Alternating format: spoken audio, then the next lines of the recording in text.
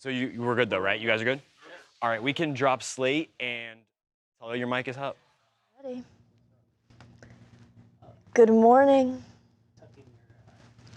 Tuck it in.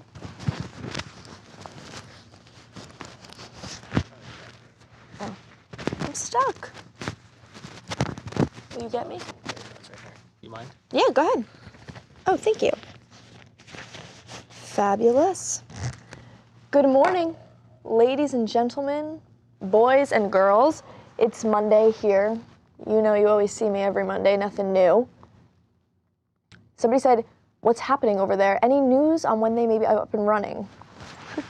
Folks, we're up and we're running, so big day. We're starting in here today. I'm gonna give you some of the hot goss, some of the news, all the stuff we talk about on the floor while Harvey and Charles get their act together. You know how it goes. It's that Monday vibe. Hectic as always, crazy as always, but I have some things I'd love to talk to you guys about. NM Rockchick said, ooh, sitting today. Clover cleverly, good morning, Talia. They stuck you in the podcast room. No, they didn't. Feels good to be here. D-Boy, Talia looking lovely on a Monday. Thank you. Good morning, Barbara, my queen, always in my corner. Dragapro, Pat Snyder, we have the whole family up and out today. Good Monday vibes, always. Samantha L.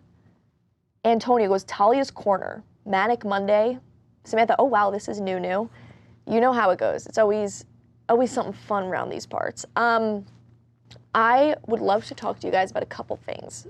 Starting off, I don't know if anybody here is a bra wearer. I know that's kind of like we're in like a free spirit. It's kind of like a recession indicator. Nobody's really wearing bras right now. Sydney Sweeney is, and she is stringing them up on the Hollywood sign, but there's kind of drama because she didn't have like the permits to do it, so she could be facing like trespassing and vandalism charges. So hope it was worth it, Sydney. She has like this new lingerie brand coming out, I guess, and apparently Jeff Bezos has invested like $1 billion into this lingerie business, which again, I don't know who has the money right now to be purchasing like lingerie and bras and underwear. Certainly not I. But yeah, so she was stringing them up on the Hollywood sign. She's in like a mask, and like all the people on her team are like in bandanas. She's in like a big hoodie, and now she is putting her bras up like over the H. They're like connected with the little hooks. Absolutely ridiculous. Mo Money so funny. Talia looking gangsta. Wow, thank you so much. Oh, Angela P, I never wear a bra while I'm at home. Yeah, I don't understand why they're so expensive also. I don't know how much she's charging. I haven't really checked yet. Not my place to be spending the money. But I feel like bras are expensive. And Sydney Sweeney, somebody said, Triple D, she has to wear one. I guess, yeah, she has to wear a bra. Well, no, women, you can wear whatever you want. You don't have to wear a bra. But yeah, Bezos not gonna help her sales. I think he might. He's an investor. Oh, somebody said she won't get charged. They're busy with other things. But the thing is like, does she have celebrity privilege where she can just like trespass and get away with it? Because it's like, oh, it's not that bad. But like if I go up there and I'm hanging my underwear from the Hollywood sign, somebody's gonna have something to say. So it's fine when she does it, but not when I do it. Something to think about. Oh, Veronica said, I always wear a bra, but mainly sports bras. Yeah, bras are far too expensive. The pink tax. That's what I'm saying. Like, it shouldn't be costing money. Oh, Samantha L just joined. She said, looks so professional, like a little set.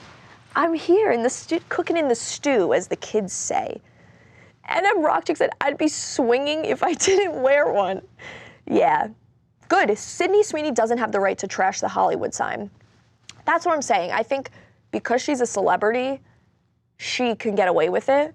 But if any of us, I'm telling you, if I strung my bras up on the Hollywood sign, you would see my mugshot, which I'd put on a t-shirt. I actually had that debate with my mom. I was like, if I got arrested, would you be mad if we put my mugshot on a t-shirt? And she was like, no, actually, that's like really funny. I would have to make sure I had like a full face, hair curled, like Lily Stewart. You guys remember that? The mugshot of that girl? She went viral. She actually went to my college. She went to the University of Georgia, where all beautiful women come from. And she, like, it was a criminal trespass or whatever, but she is stunning. And she, like, ate up in the mugshot, and it went so viral. And then she, like, got arrested again because her mugshot was so hot. So, yeah, maybe I'll reheat Lily Stewart's nachos. Ah, Nicole Walker, good morning. Yeah, if a non-famous person did it, they would be charged. That's what I'm saying.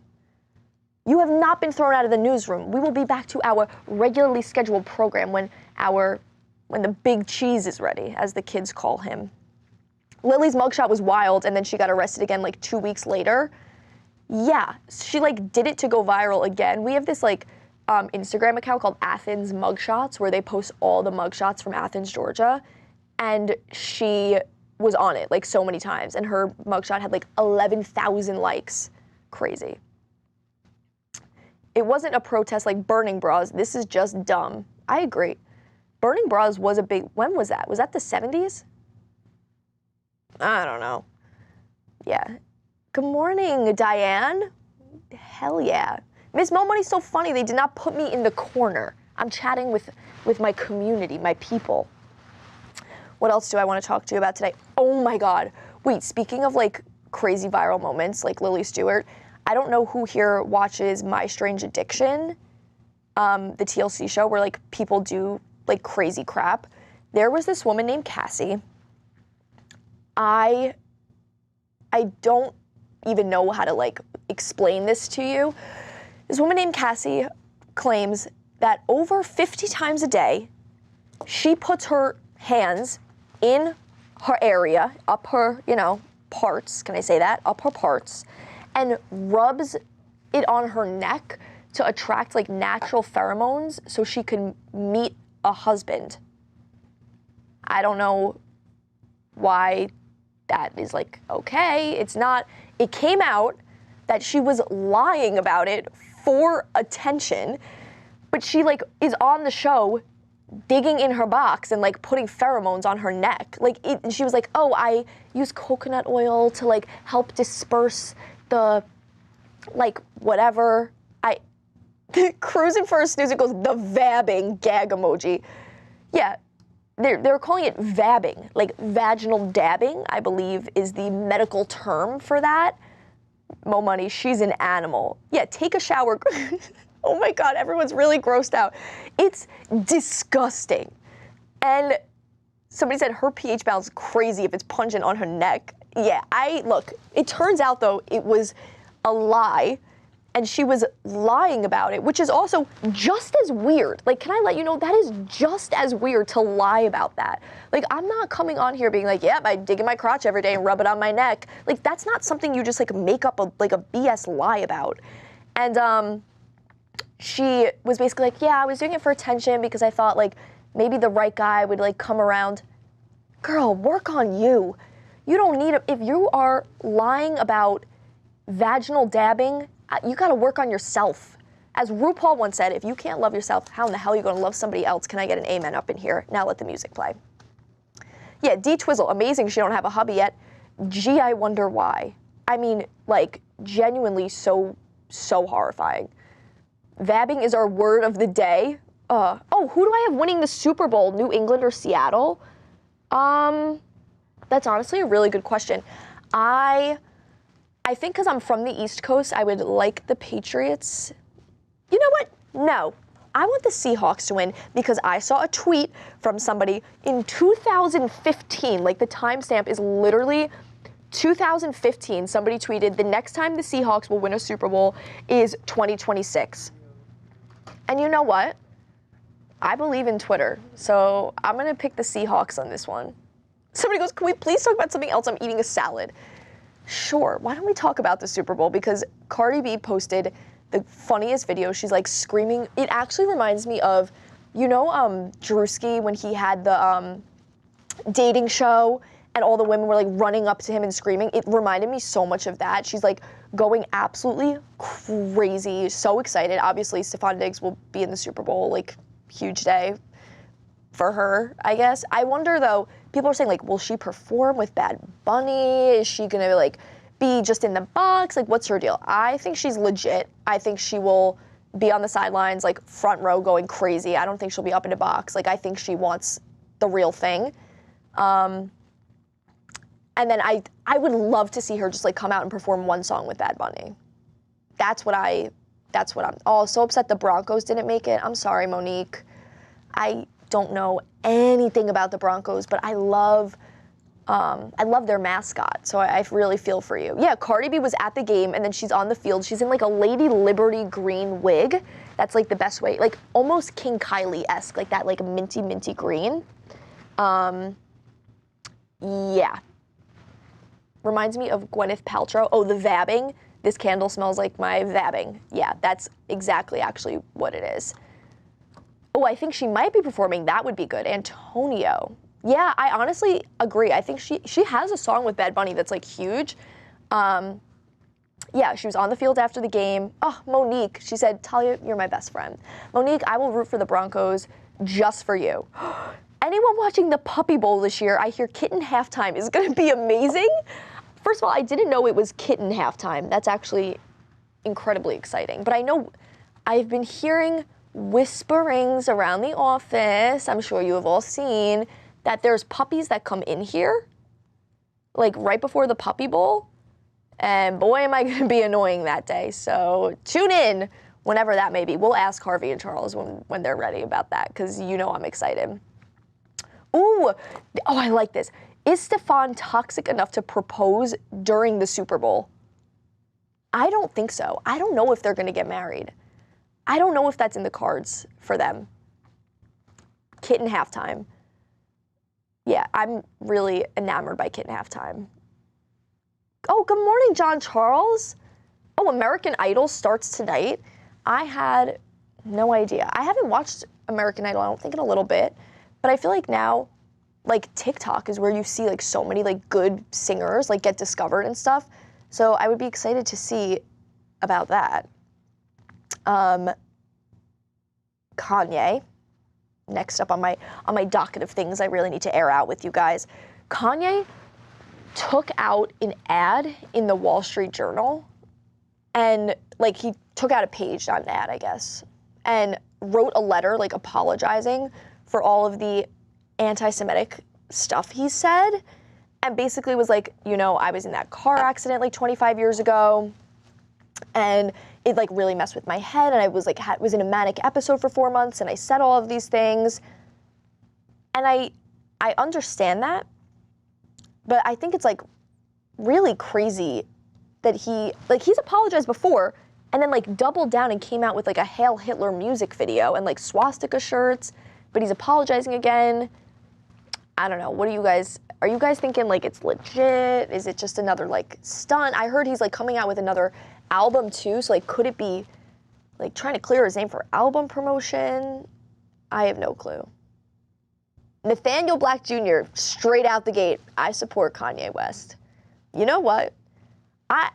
I'm proud of you for having an opinion. Like, that's more than people can say about themselves these days. Oh, Star Search. That's where Britney was discovered. I don't think I was around for Star Search, but I do recall whisperings of such a show. But now there's like a K-pop, what is it called? I forget the name. It's like you build a band essentially, where all these K-pop artists, it's like a training school, and they like go and they like get built into a band, like if you win, like Cat's Eye and stuff like that. Alley Party, I think the damage is done. Kanye, cray-cray. All you can do is wait and see. Time will tell. Kanye, he did it. It was wild. He's bipolar. Yeah, it's crazy. Kanye has permanently ripped his pants. No coming back. I actually really like that analogy. It's like you kind of like have that stain on you forever. And like I totally understand. Like mental health is a serious problem, and like people truly do things that they wouldn't do in like a clear state of mind like that. But Maria G brings up a good point. People only seem to apologize when their career is tanking. I'm interested to see like what actions follow, if it's not just like taking down the swastika t-shirts from your website and like what you kind of do. Yeah. A lot of celebs were discovered on Star Search. Aaliyah was on Star Search. I gotta figure out where to watch that. You know, I love a good heartwarming celebrity discovery. As a kid, I used to like rewatch the YouTube video of like the One Direction audition and like get full body chills and be like, God, I can't believe this like was really like their start. Like they really did that on their own. They're amazing. Yeah, Joe Hernandez just dropped a crazy bomb in the chat. He said, my old band was on Star Search. Can you send us a clip of that? Like, what is up? That's sick. There's a new Star Search on Netflix. It's kind of cheesy, but Jelly Roll is on it. Who we need to find a new name for Jelly Roll. He is rail thin. He looks incredible. Honestly, my thinspo for the year. Yeah. Oh, Paula Adkins, Talia in your perfect element. Thanks, Paula. You know I love to talk. Yeah. So many on Star Search? It's the cycle of abuse. The apology, then the being good, and then the abuse over and over. That is also interesting. I don't think I've like really thought of it like that, but it is like a cycle. You see him do like the Taylor Swift stuff and then apologize for it and then like never like double down on it. It's just kind of nuts. And I'm Rockchick. Joe has all kinds of lives. Yeah. I am enamored by Joe. That is incredible work you're doing out there. I love when we chat in the chat and I get to learn about your personal lives. Because one thing about me, I'm nosy above all else. So I love talking to you guys about news because one, I like to know everything that's going on in the world, but two, I like to know what's going on in your world because I am nosy. So thanks. No, Brandon always does this. He goes, Talia likes Kanye because what he did to Taylor Swift at the 2009 MTV Awards. I do not condone that in any way, Brandon. Stop this. His new name is Veggie Roll. Jelly Roll's new name is Veggie Roll. I think that is a great idea. I don't know. You guys seem to be really into TV, like American Idol, Star Search, all those things. Did anybody watch Alex climb the Taipei 101 building this weekend? Because I did, and I actually had to turn it off. I was so horrified, but he actually came out and said, I have to see how much money he made, but he came out and said that he made like an embarrassing amount of money, that it was like, because it was like so low. Oh my God, for a free solo climb of 1,667 feet, he made around $500,000, which he described as an embarrassingly low amount compared to like mainstream sports, which is totally true. I feel like I think it would take me 7 figures to free solo a building like that. Samantha L, that was insane. Yeah, he was paid $500,000, not a lot. Monique said, I just didn't want to see someone die on national TV. I totally agree. Like, that stuff is scary. It's not just like,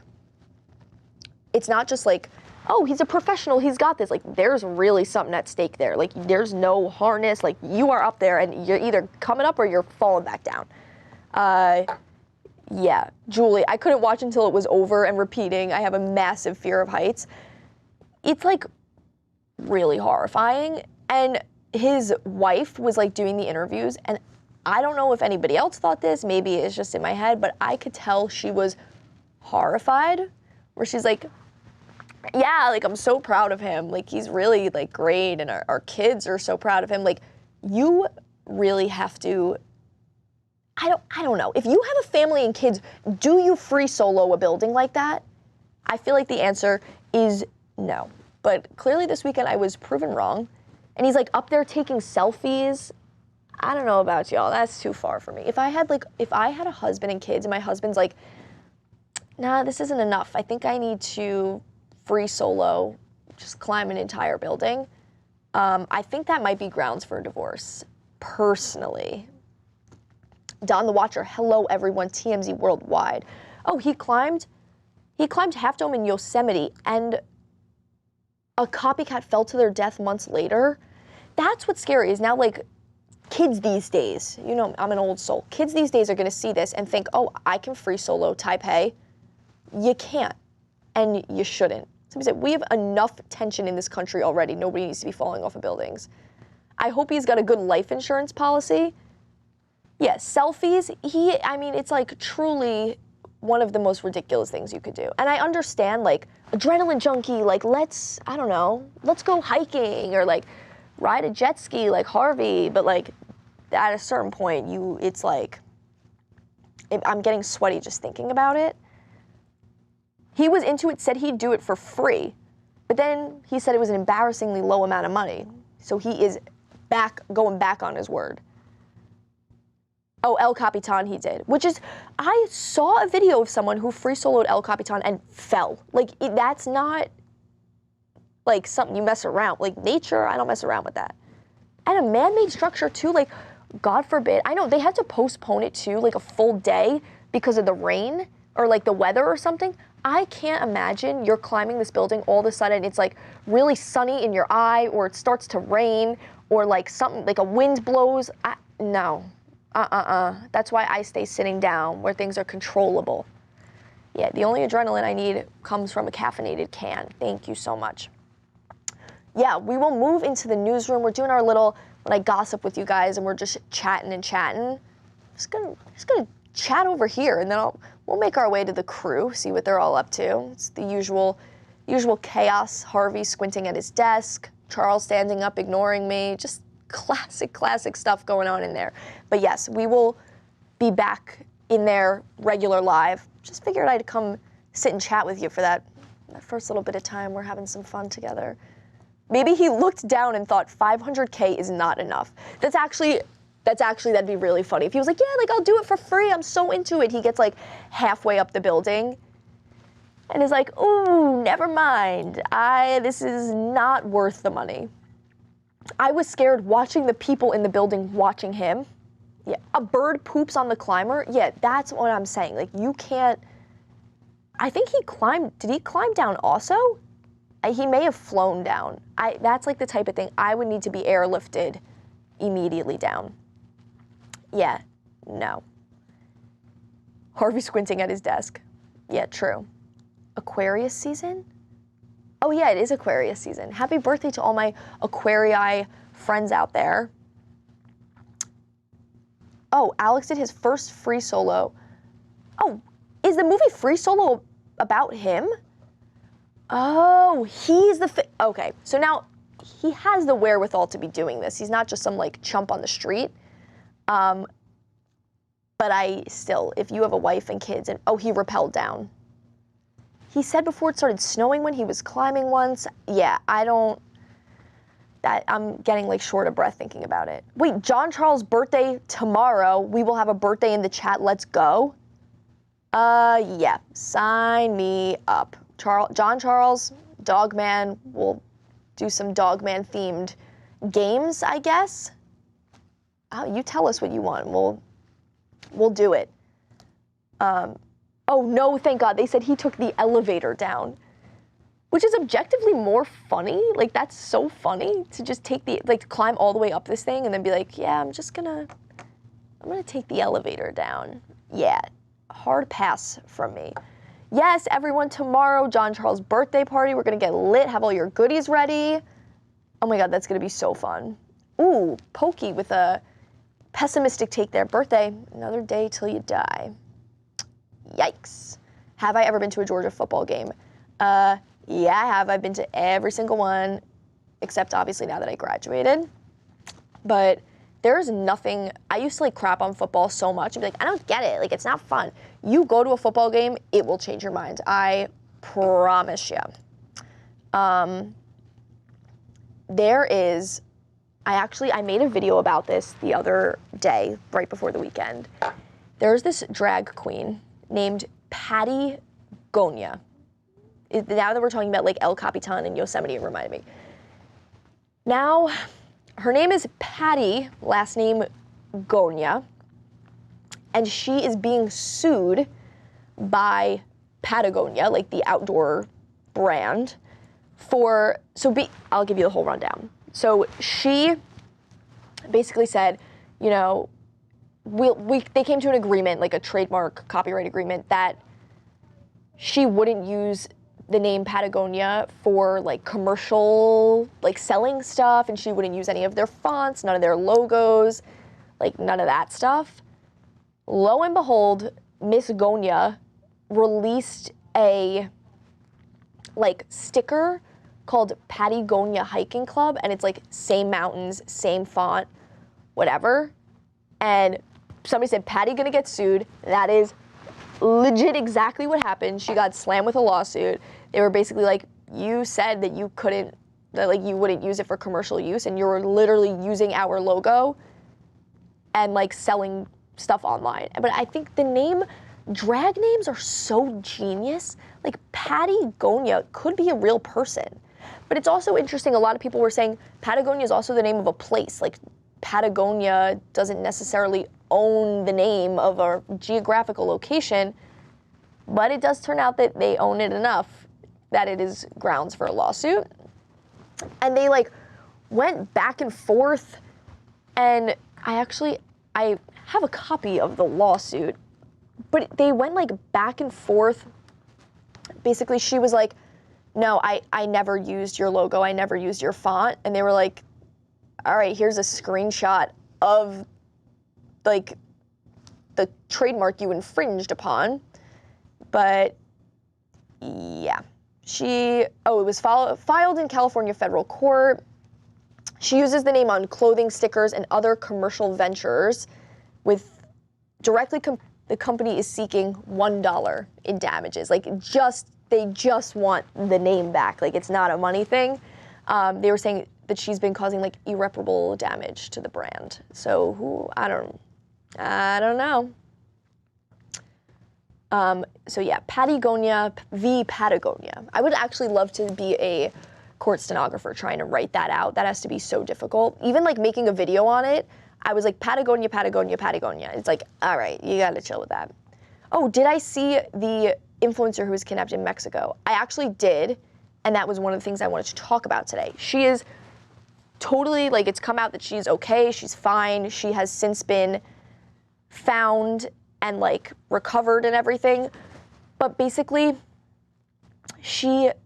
this influencer, her name is Nicole Prado Molina, has this, she's this like lilac cyber truck that's like really well known, I guess, around town. And this group of like armed, masked men pulled her out of her car and like put her in this Toyota Corolla, slammed the doors out. She like tried to get out and like get back into her car, whatever.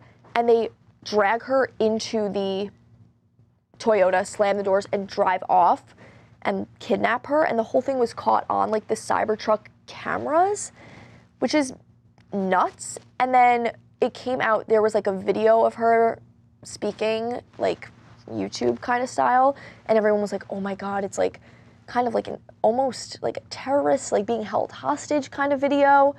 But she has since been released and recovered.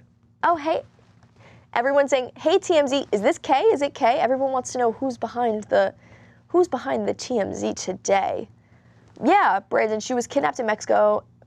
Oh, I saw my video about it. So she doesn't have any confirmed cartel ties, but it's been speculated that she has some connection to the mafia. Like she talks about the leader Zambada of like the cartel in the town a lot on her YouTube channel and stuff. So who knows with that, but she is safe, which is incredibly important. But yeah, I saw somebody talking about heated rivalry in the chat earlier. I recently finished heated rivalry for the first time, blown away, as was the rest of the world. But Mamdani, so obviously there was that huge, like gigantic snowstorm, like all across the world, I guess. Not the world, like the East Coast, Texas, Tennessee, whatever. And Mamdani posted, obviously, like, oh, here are ways to stay safe, like, whatever. And then was like, New Yorkers, get your library card online, and everyone can rent free copies of the audiobook and the paperback, like, ebook of Heated Rivalry. Like, stay warm, heat up with Heated Rivalry, which I think is just like a crazy thing to be promoting. Like as mayor, like he's so in touch with that kind of stuff that he's like, yeah, get your heated rivalry audiobook now. But honestly, I can't honestly think of a better way to spend my snow day. Yeah, if you have a little bit of time on your hands, boy, do I recommend the book and the show. Absolutely. Yes, we will absolutely talk about Alex Preddy today. I know they're all over that in the newsroom. Harvey's been watching videos. He has some theories of his own we talked about this morning. It is crazy, crazy stuff. And we will absolutely get to that in the newsroom for freaking sure. Before I leave you all and we make our way into the newsroom, there was one thing I saw this weekend about, I don't know if you guys are Impractical Jokers fans, but there is a huge like meme, obviously, of Sal from Impractical Jokers. Like there's the Tonka Jahari, if you are familiar with that at all, where one of the pranks he pulls is somebody comes in with a pizza and is like, yeah, I have a pizza for Tonka Jahari. And Sal is like, look, I'm Tonka Jahari, but I would never order a full pizza for myself. Like, I would never order a full pizza for myself. But that's like his prank. And so he was on the Are You OK show. It's like a street kind of talk show. And they were like, Sal, what is one piece of internet that you would like to delete forever? And he says, the meme of him with a fat head, you know, the one where he's like posed like this and his like head is really fat and big. He says that is what he would like to delete permanently from the internet forever. Yeah, Brandon said, I love Impractical Jokers. Sal is my favorite. Yeah, which is, he's so funny. And I loved it like in its prime. Yeah, I used to like Impractical Jokers till Joe left. I know, it is crazy. Sal's nickname, Tonka Jahari. But yeah, Sal's fat head meme, which I feel like is everywhere. Like, it has never gotten old, which is shocking to me. Like, it is so funny. He wishes that would be gone forever, which I feel like he should lean into that. Like, there's market there. I'm buying a t-shirt with it on it, the whole thing. Yeah, Harvey busy working. You know him. Impractical Jokers was crazy. I don't understand how they still get people. Like, I would see those guys, I'd immediately be like, oh my God, the Impractical Jokers guys. Like, you have to live kind of under a rock to not know who they are. Is that fair to say? Like, I don't know anybody who's not, like, into the scene. Who knows? Sal's Pizza. Oh, I love when they yell, Larry! Yeah, just, it's crazy, crazy stuff. And now, I think, did they have, I think they had Eric Andre on for a little bit as, like, a guest comedian when Joe, like, first left. Yeah, I don't watch Jokers now. It's not funny to you, Pokey. I think it's still really funny, but it's just not the same now that, like, everybody knows who they are. David said, in one of their BTS episodes, they get spotted filming all the time by people. Yeah, that I feel like is, like, they're so famous, you have to spot them and, like, know who they are. Like, there's no way. They don't come to your state. I know, they mostly stay in the tri-state area, which I recently learned is not what the 3 states closest to you are called. It's specific to New York, New Jersey, Connecticut. Is that true? I feel like that's true. Like, you don't say, oh, California, Nevada, Oregon, like the tri-state area. It's specific. It's a regional thing. I never recognize any famous people, Heather Stu said. That's true. But it's also like, if you see somebody famous, do you, like, ignore them? I feel like the Impractical Jokers, you might have to go along with it and, like, get your shot at getting pranked. I don't know. Talia, is your mom okay with the storm on Long Island? Yes.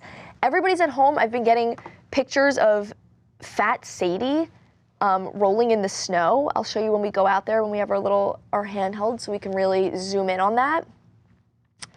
Yeah, everyone is doing good. Extremely cold. I was at the beach this weekend.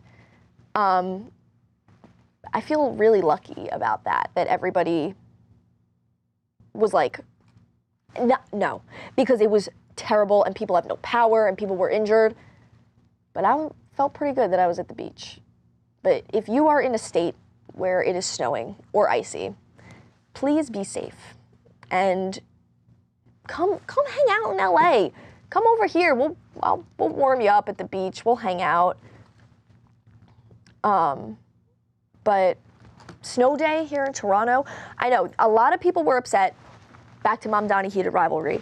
A lot of people were upset too because he didn't give New York kids a snow day. He made them go virtual, which, look, I graduated in 2021 from high school.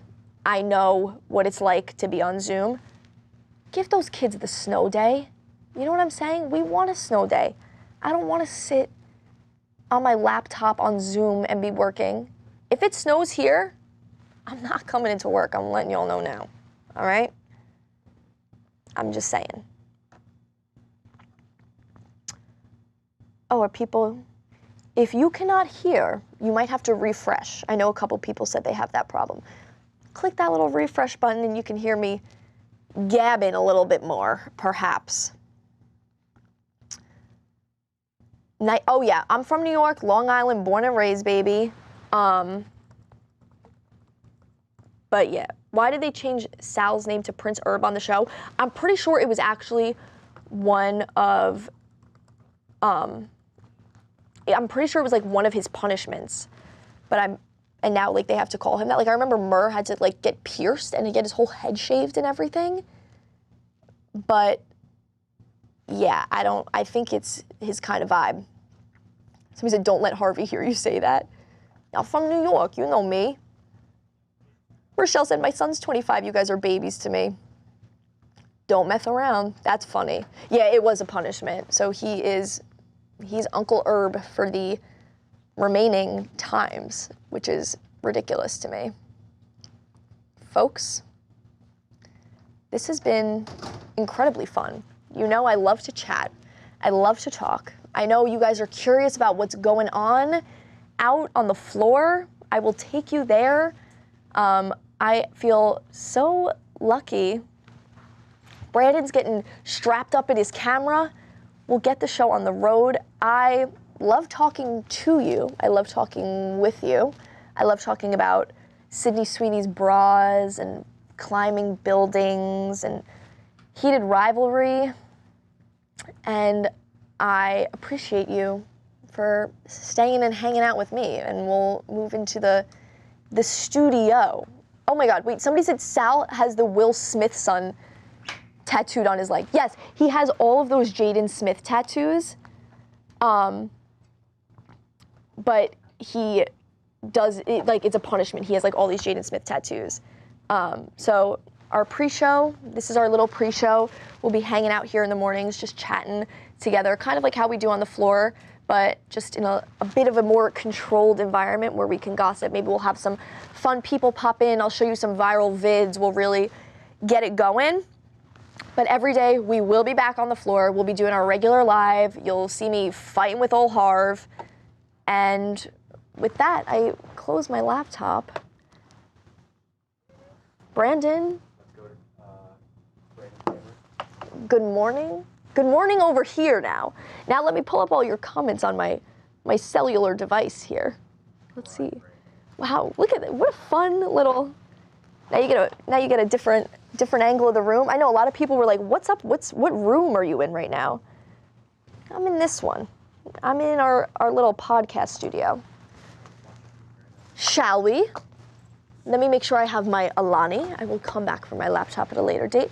And away we go. Hey, wow. I feel like a sitcom intro. Bye. Wow, right this way. Thanks, Corey, grabbing the door.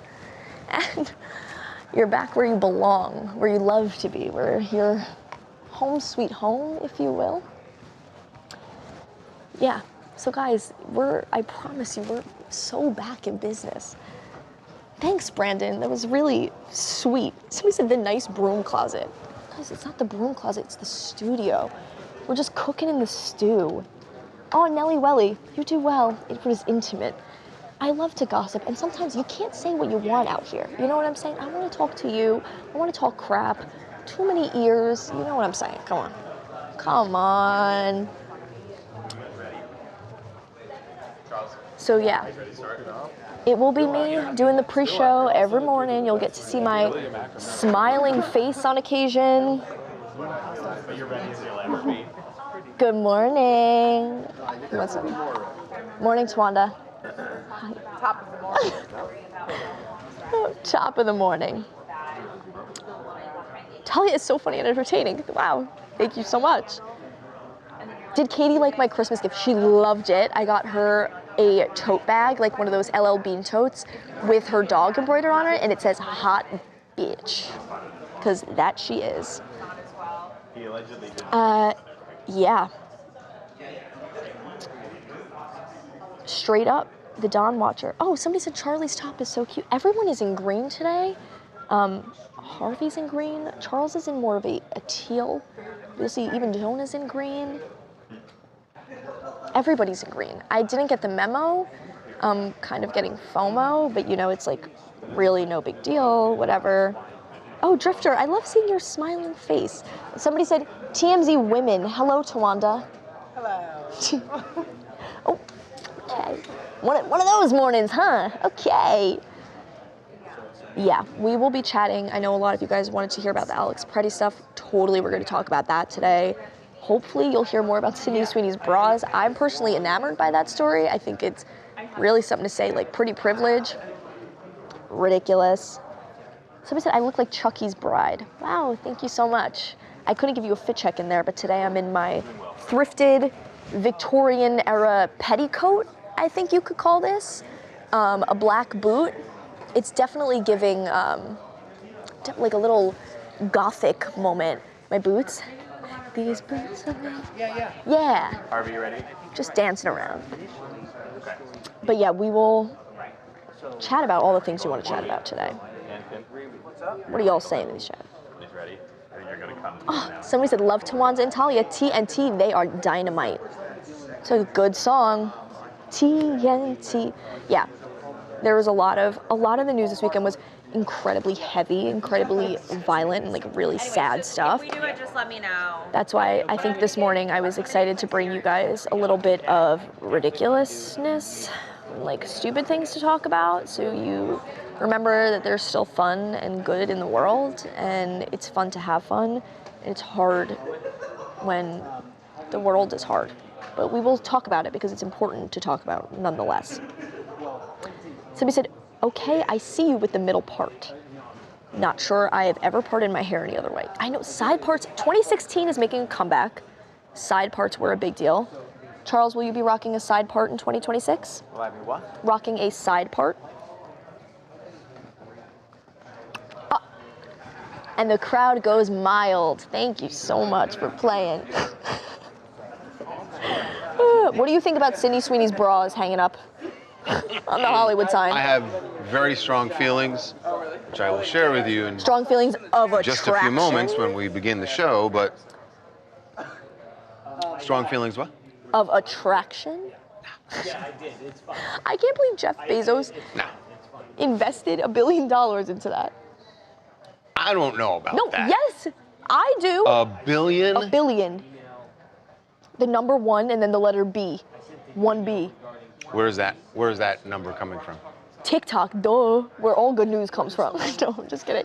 I did read an article. That Bezos invested. $1 billion into Sydney Sweeney's bra company. I find which that number we are getting so far back. inflationary. Trad wife culture is back because women are wearing bras. Ladies, don't wear a bra. It's not that he doesn't have the money, Let but it- why would you let need it to loose. invest $1 billion into a lingerie line? Into a Sydney Sweeney lingerie line. Charles, somebody said, Charles thought you said side piece, not side part. You guys know how to make them smile. Wow. It's funny. It's witty. It's funny. It's very witty. It is witty. Anakin, Yeah. if you're gonna talk, put on a Oh microphone. yeah, put a mic on. We want to hear what you have to say. Morning, Dr. Schramm. I mean, we don't know if well, we actually we don't do know want to if we hear. want to. You probably don't Chances want to are hear we what I don't. have to say. Do you, for the people who obviously nobody has watched the show yet today, it hasn't happened. Harvey said if he were to be in prison, Anakin is the first person he would call. How does that feel? Let him get his mic on. Yeah. I personally I don't think doubt it. I should be the last person you should ever call if you were in jail because I'd laugh into the phone. I think we all concur about that. And yeah. Oh, hey, champ. Hey. And nobody would call Champ. Derek to bail them out. That's my new word instead of like, hello, Yeah. friend. Going, Like, what up, champ? Yeah, or yeah. What up, champ? What up, big dog? That's a good one too. But you can't call a woman big dog. If I walked by and you're like, what up, big dog? I'd be like, oh, come on. Are you kidding me? How does it feel though to be given the task? Still putting on my mic. All right. I mean, honestly, How long does it take? We're talking Jesus. about your comments about The guy can't even me put on a mic quickly. About in the what? morning meeting. that He doesn't even remember. Anakin would bail you out of jail. I would definitely go to Anakin first. Honestly, that's fair. I know, but please don't call I'm me. honored. I'd. You weren't on Beyond the short belief. list. I All don't right, know good. why you're. Thanks. What? Yeah, I assumed. I'm sorry. I'm actually a pretty good driver. I'd come like pretty quick to pick you Okay, up. we're not not talking about about a driving. getaway. We don't need you to maybe show up Anakin- and Bonnie break and him out of the Clyde. jail. I would bring I can you to drive. jail. I can drive fast. The people are really wanting to talk about what's been going on in Minnesota. Yeah, believe me, we're going to talk about it. Yeah, We're gonna that's talk about been the that. main topic of this That's morning. what we're going to talk about. We talked a lot about Sydney Sweeney's bras.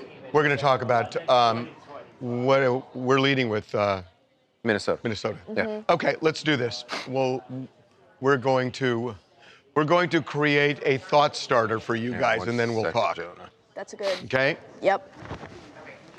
Before we do, because once we get into it, lunch is going to feel very irrelevant. That's fair. It's either going to be a ahi tuna sandwich, which is delicious, or tuna melt. Ahi tuna sandwich or a tuna melt. Okay, Both sound delicious. okay, let's do this. Pardon my step. Excuse me. Now, we're not going to use any of that. We're just. Nope. Nope. We're going to just put our theory, or put the theory out. Yeah. Put on a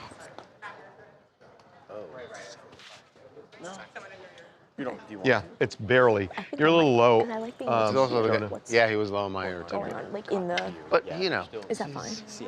Perfect. No, I'm having fucking issues because of that flu. It just fucked up my ears bad. Speak up. Who is, If you want, we can just have Babcock was it? Did he go home? to the side for you once you're What done. happened? Here, right? Yeah. What? Was did Babcock get sick? In there, but out here, like whenever I'm narrating, I mean, do you have throw up? it was good to have it. Yeah, I don't need. Is there it actual in the show, vomit? but Is there it's good vomit? To have it in there. Is there vomit? We want to know. Nobody was really. Nobody was You really took a picture? talking to me, but I think if there ever somebody needed to, or there Oh, was sweet. like, Well, guess what? It's going up on the site now. Back in the yeah. day, old Okay, swine here we flu. go. Well, here's what we're going to do. We got 3 videos. One video is where 5 minutes before the encounter, where he is pushed to the sidewalk and puts his hands up. The second video, hold on, let's see. I think this is.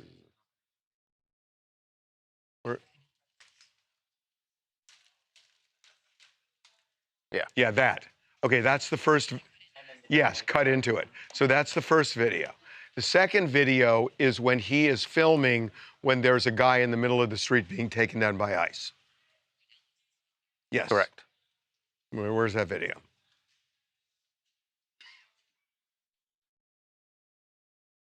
Nope. That's the third video. Where's the second video? It's on the YouTube. Jan, do you have that video? Because if not, Hang on. It's no, no. no, no. No, it's in a different location. Janet, from will you send? Where do you want this? You guys don't have this, obviously. It's in our the in Kayla our Schultz YouTube video that You should look. I mean, on this one, you guys should have looked at the YouTube post because you know we're mimicking this, and we actually have it Yeah. right in there. So you should be looking at that. Somebody should before we're actually doing this now. Copy. Okay, Janet, you'll send them the second one. We're gonna have to wait now. No, I mean let's get this because we don't know how long this. That's fine. That's it. It'll be And the then the first one third you one had, is- and the third one is the fatal confrontation. But right, we have it as a sound up, so you hear the with lower third for gun, gun, gun.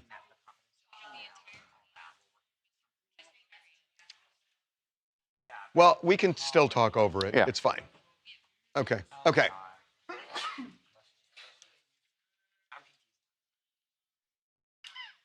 So let us know when you get that video in. Yeah.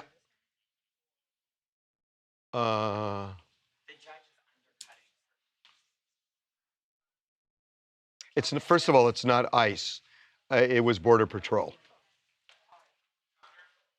Border protection. And what officer? Okay. Why officers? Or what feds? Why officers shot? Why officers really shot Preddy? Why officers really shot Preddy?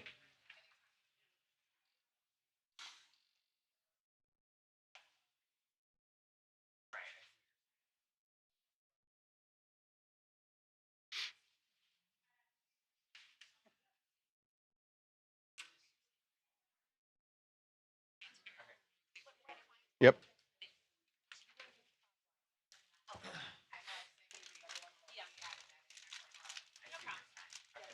Have you gotten the video?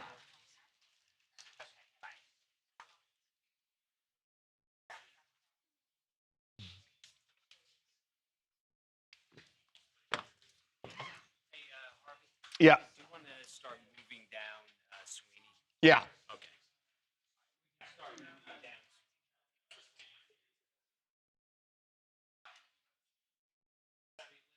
She hasn't called me back. She's, I don't know if you've ever. She was really nice the first time. Very nice, but also she's not Like very friendly. the first time. No, and she just, as a good publicist would. WTA which is in I'm the being chat. sarcastic. Yeah, it's crazy stuff. They're getting the videos ready. You get to see news at work. Check that crap out. Again, that's why you guys should have looked at YouTube. OWTA ICE. Seeing a lot of that in the chat.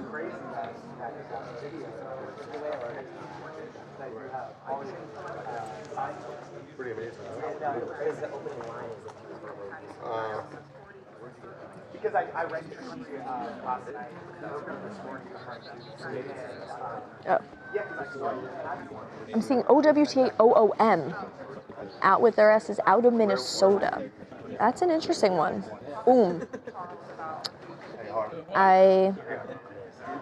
Y'all know how I feel about that one. So he said, Talia, good talking, helping them at TMZ. Yeah, you know, I'm more of a confidant than a contributor in cases like these. I know, OWTA merch, I'll talk to Harvey about that. We gotta get him on custom ink or something. I actually just signed up for a block pressing class where you like carve a block of wood and then press it with ink on a t-shirt. So maybe I'll make an OWTA t-shirt at the public library. Signed up at the Santa Monica Library. If anyone wants to join, it's a Galentine's activity. Yeah. Lots of OWTAs. OWTA with ICE out with Minnesota. OWTA with violent protesters. We got all sides of the spectrum over here. Yes, that's the video. Hey, Janet, yo, Evan. Devin, I'm sorry. Janet. Evan. Janet got me the name of Chris. I'll get him to make some merch. I'm seeing a request. Hey, Jamie. I feel like we should Post some do. drafts for Quentin Aaron. I feel like we should do. Someone wants to write it. Hats are too political, and this is like bipartisan, out with everybody's ass.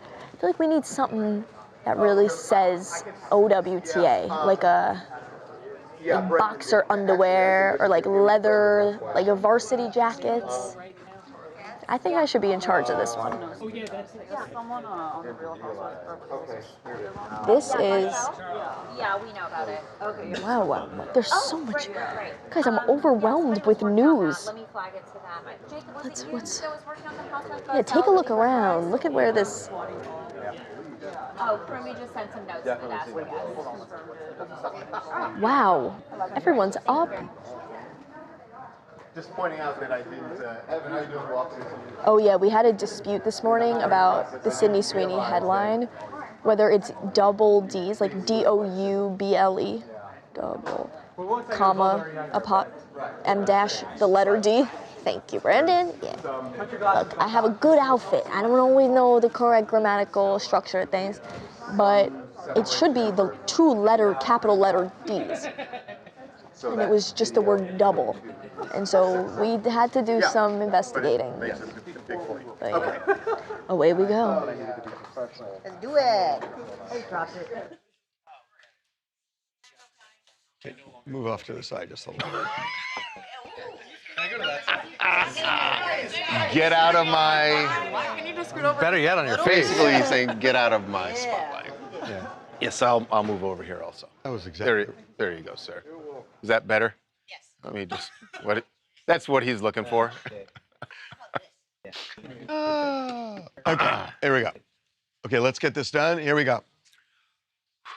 Well, let's try not to go into it like, let's get this done. Let's. We got to start.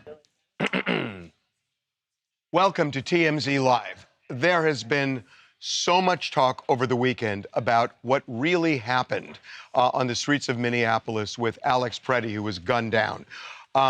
We have a take on this, and I want to start with the way I see this. I think there has been a fundamental misunderstanding and also just that the people are off on their analysis of it.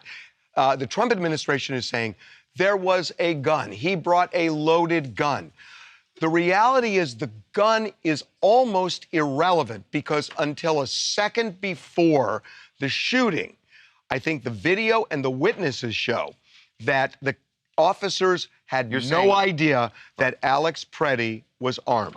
Whenever we're talking about investigations, there's a phrase we always look at: who knew what and when. Right. And you're saying from all the video that we have seen, that the when is so close to the actual shooting that it's not the way the feds have made it seem. And all their statements from Christine Ohm on, where they made it seem like he showed up and immediately Brandished a gun. And the knowledge of him having a gun was on the minds of the agents who were there. There are two reasons I'm saying this. One is, if they knew he had a gun, say 5 minutes before, the way the officers have conducted themselves in the field, they would have confiscated that gun. I agree with that would probably be their reaction. I do want to say, and we've been talking about this theory, we don't know everything that was said, and then we're about to show you there were multiple interactions with Alex Preddy and these agents before the shooting. And I don't know I can't hear the audio on all of them. So it is possible that he informed them, but I get your point that if he had informed them, they would have reacted much sooner, immediately. I have a second theory that I think makes this even clearer. And we're not going to play this right now because I want to get into what, at least I believe, happened here, based on all of the witnesses and all of the videos we've seen. But the second reason I say they didn't know until just before the shooting is that, and we'll play it for you in a few minutes, but you hear one of the officers scream as Preddy is on the ground, gun, gun, gun. And the shock is, this is the first time they're learning of there being a gun. If they knew it, it wouldn't have been that kind of shock. He has a gun, he has a gun, he has a gun. Right. So I think the evidence is all leading to the fact they didn't know he was armed. So all of this is irrelevant. So the shooting of him is not, got it. It's not because he showed up there intending to harm officers, as has been presented. So I want to present a theory here. That Alex Preddy got under the skin of these officers and they were pissed off at him before the fatal encounter. And there are 3 videos we can show you to illustrate that. The first one is 5 minutes before the shooting. They push him out of the street onto the sidewalk because they feel he's impeding. And what he's doing at that moment, and you can see a phone in his right hand, what he was doing, and no one disputes this, that he was recording what was going on, the activities of the agents there who were trying to detain one or more people. And they didn't want him in the street. And I believe they didn't particularly want him filming. Right. But so they take him to the sidewalk, and then they are dealing with a guy in the middle of the street that they are apparently trying to arrest. And guess who shows up in the street? On the side of the street. And this is about 2 minutes second before. video, right. So watch this. There is Pratt. That's Alex over on the side. Filming. As they are apprehending this person in the middle of the street. So this is now and you can see that there are agents who are looking at him and are aware that he is recording. I think it's relevant. He's a tall guy. He stands out. So it's the second time now they've been dealing with this guy who is recording everything they're doing. And so the third video really starts where he's directing traffic. And he's in the middle of the street, and these 2 women who were in front were blowing the whistle, as you hear. And that means to tell everybody in the neighborhood that ICE is around, right? Even though these were Border Patrol. And so, watch. They push them to the ground. Pratt comes over. Now, what did he do to get the pepper spray and then also hit in the head with, I believe, the pepper spray can? With the pepper spray canister, slugged in the head. And here it is. Threw 5 people under him. They were pissed at this guy because he was annoying them. Comes their shock. Gun, gun, gun. And now this. The gun was out of his waist. Right. It was apparently in the back of his waistband. And an officer had it. But my point is that this had nothing to do with the gun. What it had to do with is they were so charged and angry at him for annoying them by standing in the street, by coming back after they put him on the sidewalk, that they overreacted here, pepper spray. All he's doing is helping up the women. Right. But they pepper spray him. They hit him with a canister. They punch him. He's on the ground. They swarm him. And by the time somebody sees a gun, they are so charged that an officer who is already standing there pulls out his gun and reacts because they're just angry. Right. I mean, I think there's 2 things that are important. So you're saying the initial rousting of Alex Pratt happens because they're angry with him because he sort of made himself ubiquitous in the scene. He's off the street. He's on the street. He's off the street. He's filming the whole time. He's obviously sort of engaging with them in a way that they don't like. So they're annoyed with him.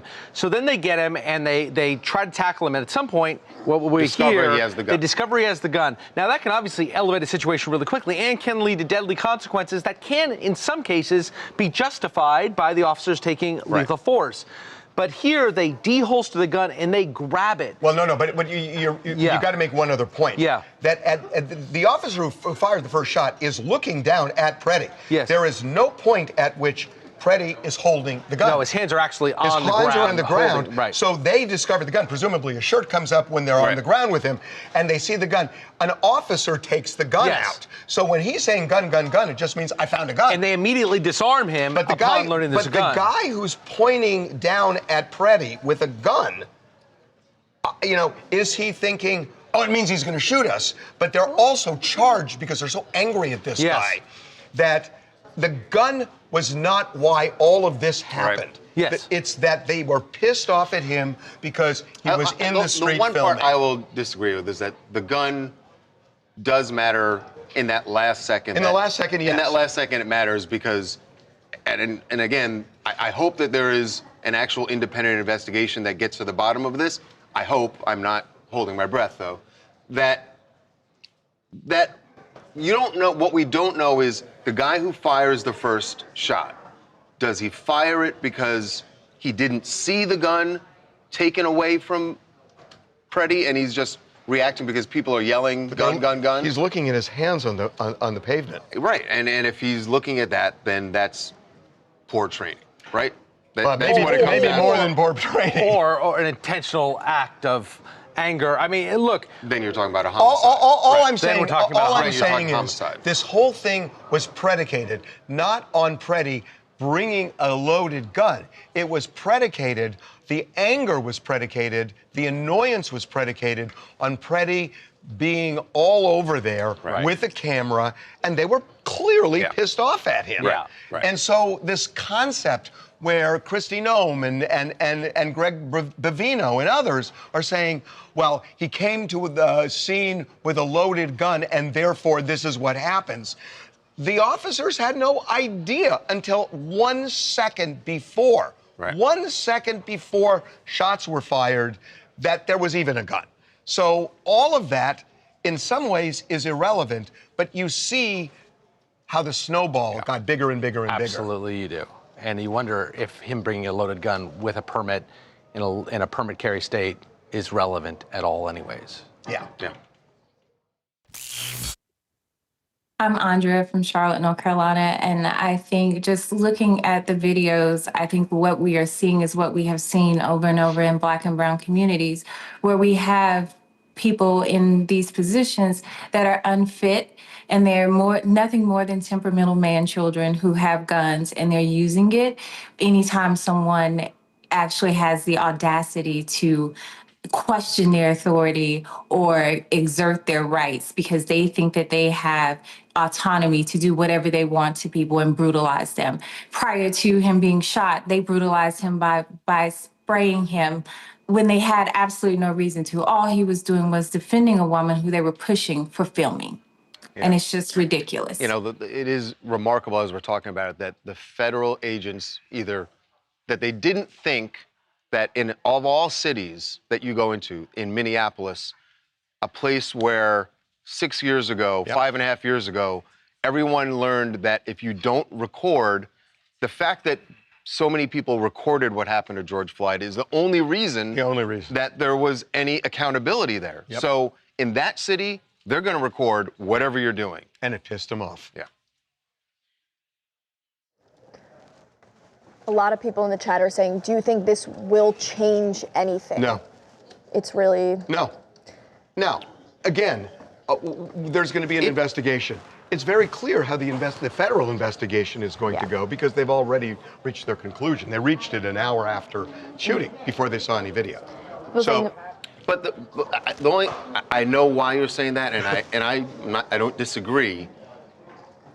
But if the people are loud enough about the fact that there is this video, and the only other video that we haven't seen, because we know that the agents there, they're not wearing any body cam. As you pointed out this morning, the only other video that we haven't seen is Alex Preddy's. And we're never going to see that. We're never going to see Preddy's video. It's not going to happen. If you're doing an actual independent investigation, an actual thorough investigation, the people should see that video. Charles. And if we don't, then you can't trust anything that is being done.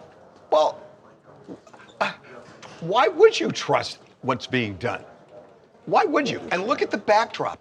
I mean, we're talking about this like there's going to be it's like people who broke into the Capitol, injured officers, shit on Nancy Pelosi's desk, were looking to hang Mike Pence.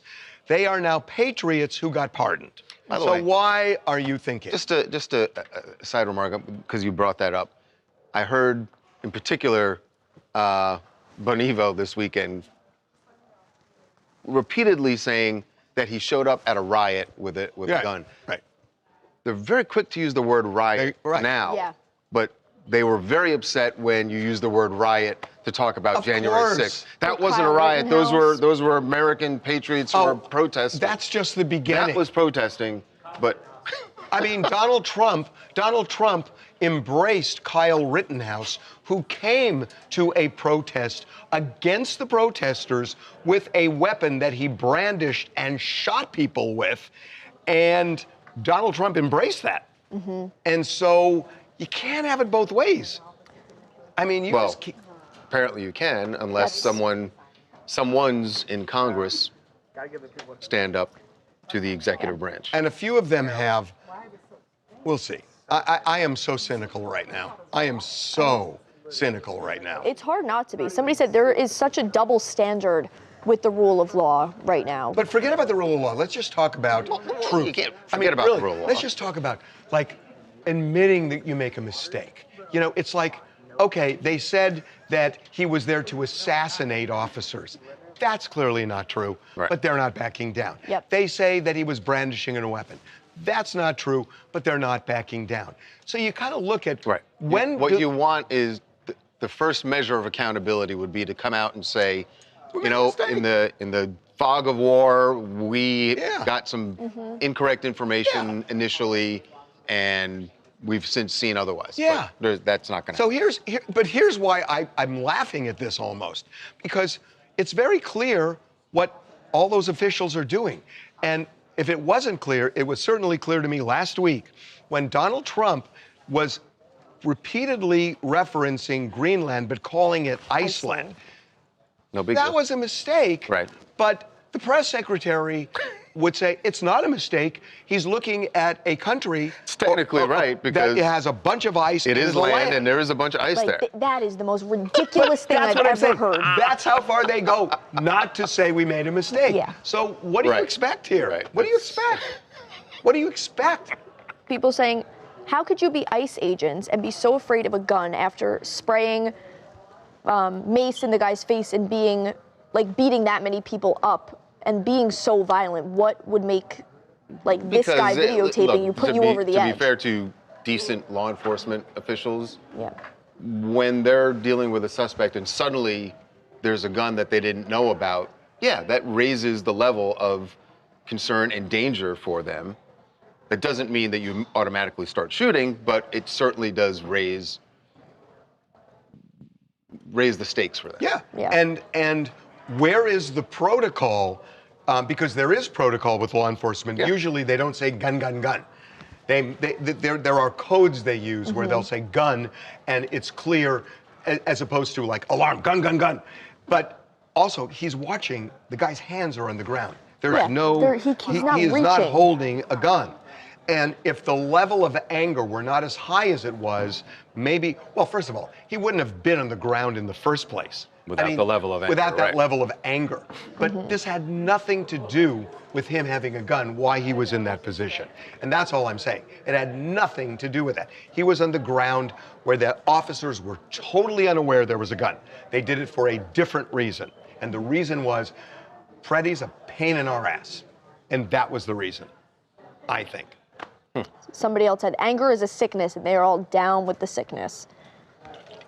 It is crazy, what the anger will drive you to do. Somebody also said the lack of training is a massive problem, that there's no standard protocol. DHS will never admit wrongdoing because they would have to stop, halt, or pause operations, and they'll never. Well, that's what people want right now, a lot of people. But this is ridiculous. I mean, this is just. I went to, I've covered riots. I mean, I covered the LA riots. I was at UCSB where where the National Guard came in 3 times in 1 year. And it was crazy. And so I've seen this. And when you look at the National Guard, they have coordination on how they deal with this stuff. There's no coordination here. Somebody said, do you think the outrage over Pretty's murder will cause Trump to fire Kristi Noem by putting all the blame squarely on her? If she becomes a liability, he cuts her like a bad habit. You think? Yeah. Crazy. Where are we going to put Dean?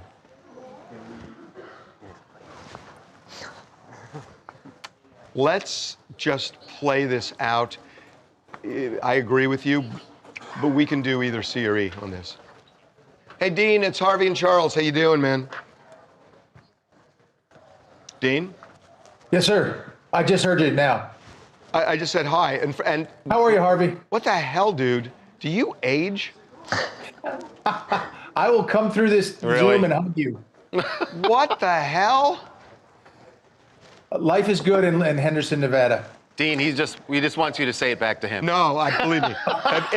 No. He was just waiting. It was just out there. Right, exactly. Harvey, he was just waiting. Harvey, I don't age much, but my arms don't look like yours, man. Yeah, but you'll lie. I'm not asking for that. I don't know. Okay, let's. I think we're going to put the lower in post. We'll see what Dean says. Okay, Dean, we're ready to roll. Here we go. Yes, sir. Hey, just so you know, we have just done a segment, and we spent about 10 minutes on this. So the theory we raised is that the gun was irrelevant here. And it's irrelevant because the officers didn't know until 1 second before the shooting that he was armed, because you hear they're shocked. Gun, gun, gun. So all of a sudden, they know a second before he has a gun. So up until that point, nobody knew that this guy had a loaded firearm. Right. And what our theory, I just want you to know what we've said so we don't have to kind of repeat it. So our theory was that Alex Preddy was there in the middle of the street videotaping these officers, and they were getting pissed off at him. And they had taken him to the curb at one point. Two separate moments where they noticed him recording, and at one point even said, get off to the side. And he got off to the side and then came back, started videotaping again, and they were getting angrier and angrier. So then when you see him help those two women who were pushed, rather than just saying, get away or whatever, they just unloaded on him like nobody's business, because they were pissed at this guy, so they pepper spray him. Well, because he was impeding and obstructing, and that's a felony. Well, that's what we'll talk about. Yeah, and I'm not saying, I just want you to know what we've already said. Right, no, I totally agree. And we said that the reaction was so enormous of hitting him in the head with a pepper spray, pepper spraying him, punching him, swarming him on the ground. They were just pissed at this guy. So okay, that's a theory. Right. That's a theory, yes. and that's kind of what we said. So anyway, that's what we've already said on the show. Okay, here we go. Appreciate that. Thank you. Here we go. And by the way, I hate you because you look so young. I'll take it. Okay. All right.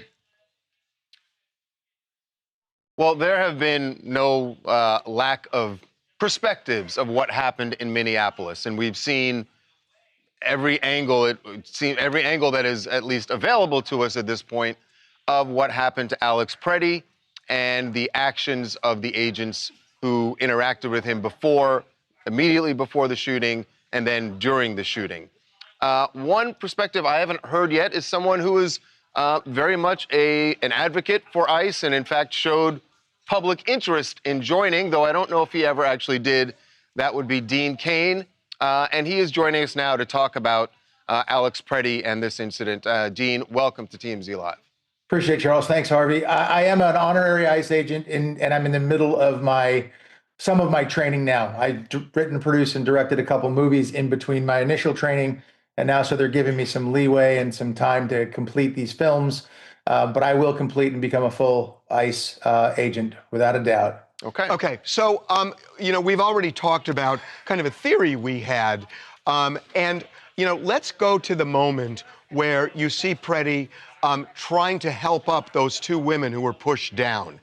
The reaction was really severe. Forget about, I'm not even the shooting, but, pepper spraying him, hitting him in the head with a canister, punching him, taking him down and swarming him. Do you think that was appropriate force? Well, that could be determined later by an investigation for sure. I don't know all of the events leading up to this moment. I do know that law enforcement, certainly ICE and Border Patrol, have been under a tremendous amount of pressure and attacks, and they're getting tremendous abuse from what I completely believe is a 100% organized opposition, very, very, actually pretty sophisticated. And I think we're going to uncover that as it goes on. And I think, unless you're there in the moment with the agents, it's hard to understand. But if someone is committing a felony, which would be obstructing law enforcement, ICE, federal agents from doing their job, impeding, obstructing, that's a felony. And perhaps they were just trying to take him down at that point in time.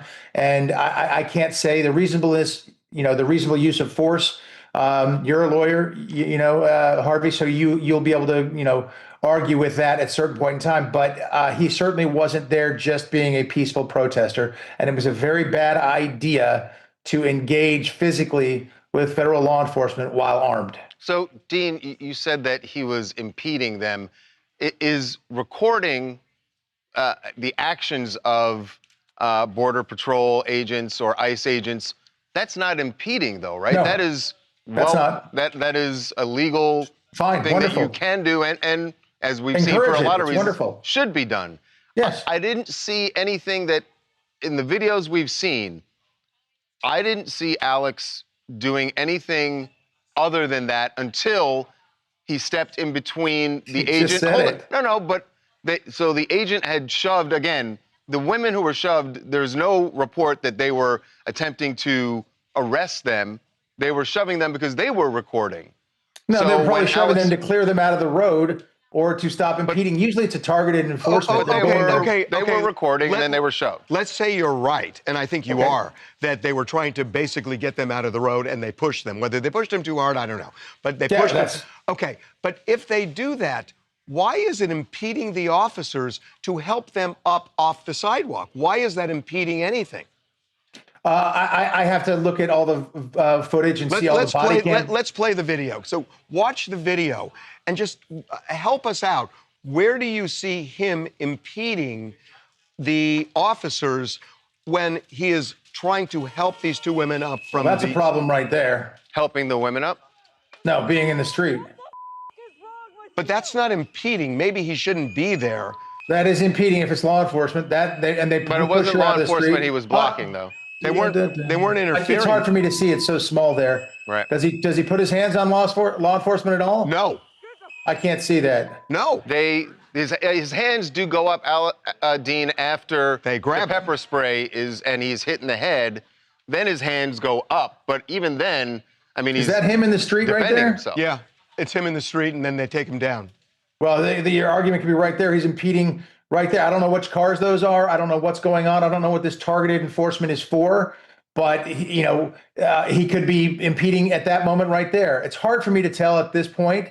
He's standing between law enforcement officers and that woman. That's a mistake in its own right. And doing it while armed is a bad idea. I think once these signal chat things come out and the Department of Justice gets a chance to review the body cams of all of these agents who are probably wearing body cams, I think we'll have a much clearer picture. A lot of them weren't. Well, if one of them is, you're going to have a different angle that we haven't seen. And you're going to hear a lot of audio that we can't hear there. If he was instructed to get out of the road, if he was asked to move it to a different direction or told or ordered to do so and didn't do so, you're starting to impede. You know what, Dean? It occurs to me that the video that you're talking about, whether or not the agents were wearing body cam, but Alex Pretty's phone would have this video. Yes. Do you think that is something we should all get to see, Alex Pretty's video unedited? I'm all for 100% for full disclosure. Absolutely. So I want to get back to this impeding thing because I do think you're right. I think that is a critical issue here. He was helping two women up who were not targets. They were not being arrested. They were not targets of the Border Patrol. They were not illegal aliens. There was no thought they were. In fact, the officers knew who they were because they were blowing whistles before. So they were merely people that they had pushed to the ground.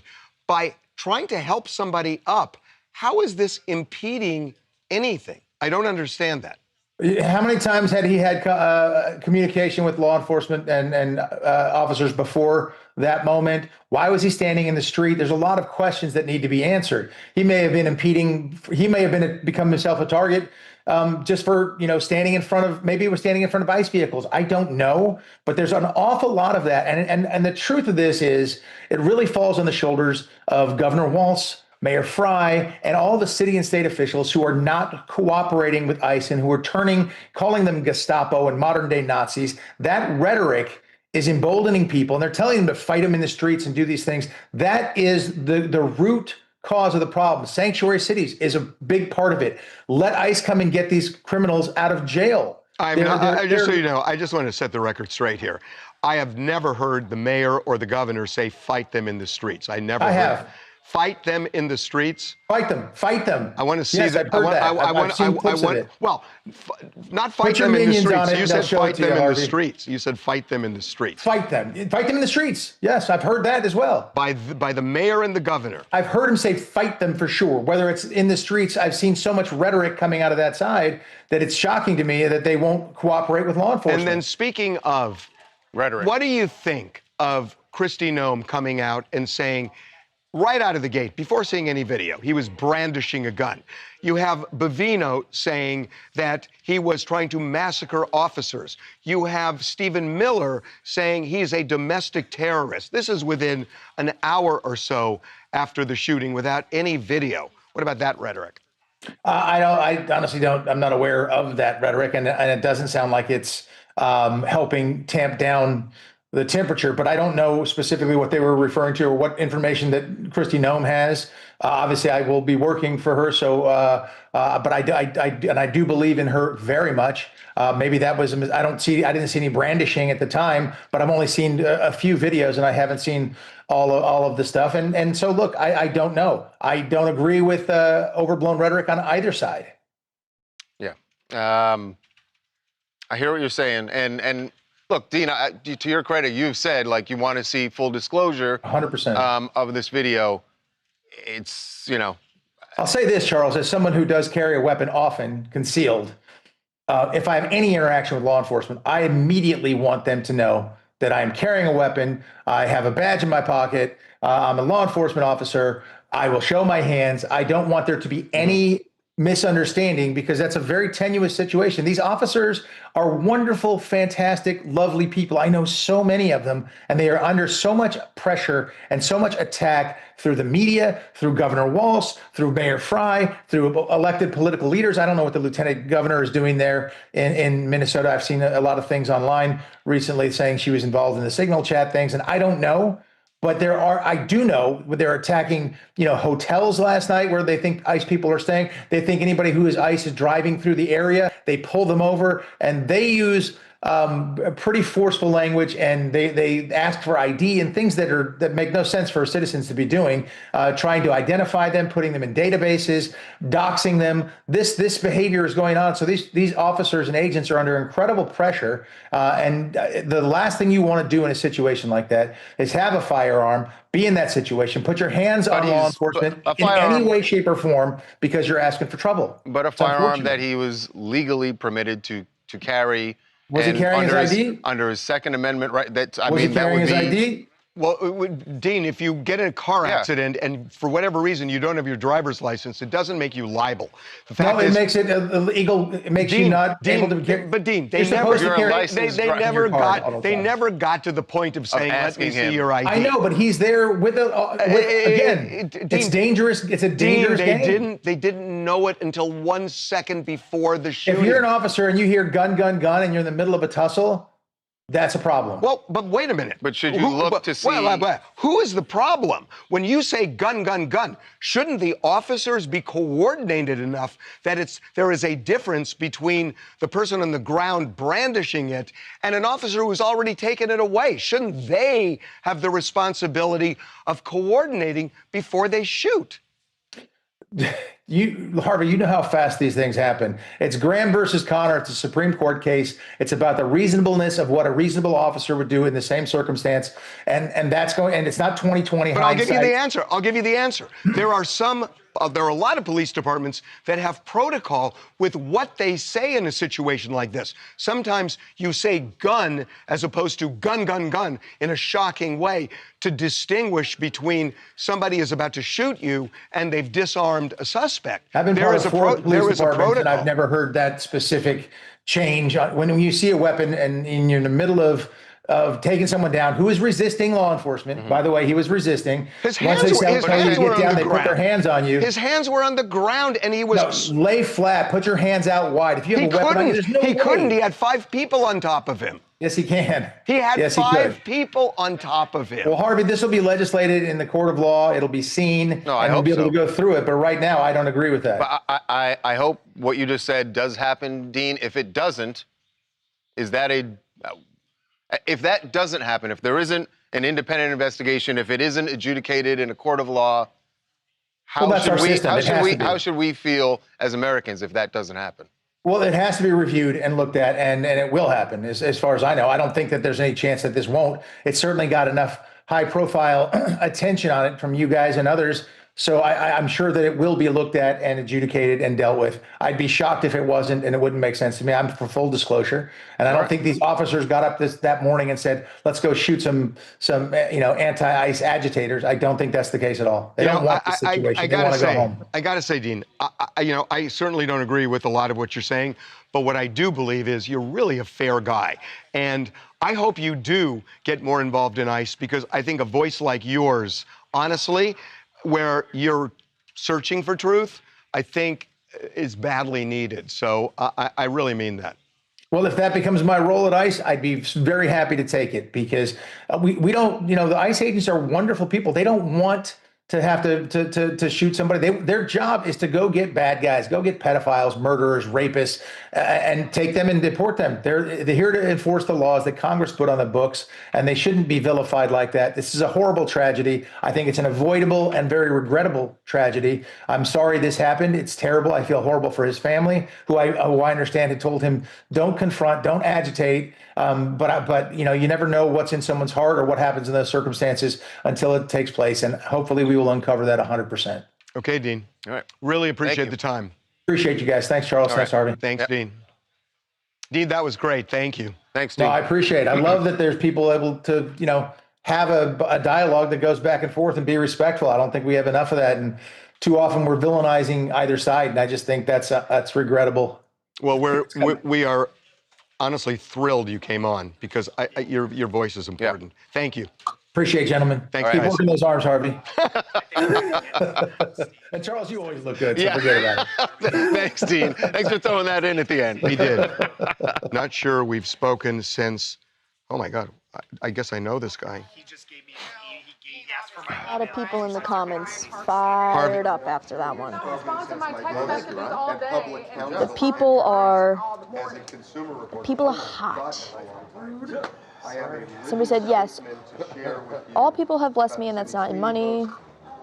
ICE must be allowed to do liable assessment. ICE and Border need to stop using the phrase, haven't you learned? Hasn't helped or eased tension. Interesting. Props to both Dean and Harvey for having a spirited debate. It's honestly fair. Nobody's fighting each other too bad.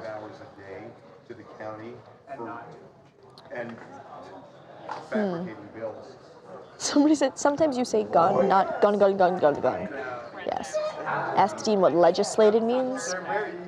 That's cheeky. We should want to hear both sides. Why are so many people so upset with hearing the other side? It's important to understand. Very convenient when they don't know. Dean knows for sure Wallace says fight, but isn't sure about what the administration has said. The people are fired up after that one.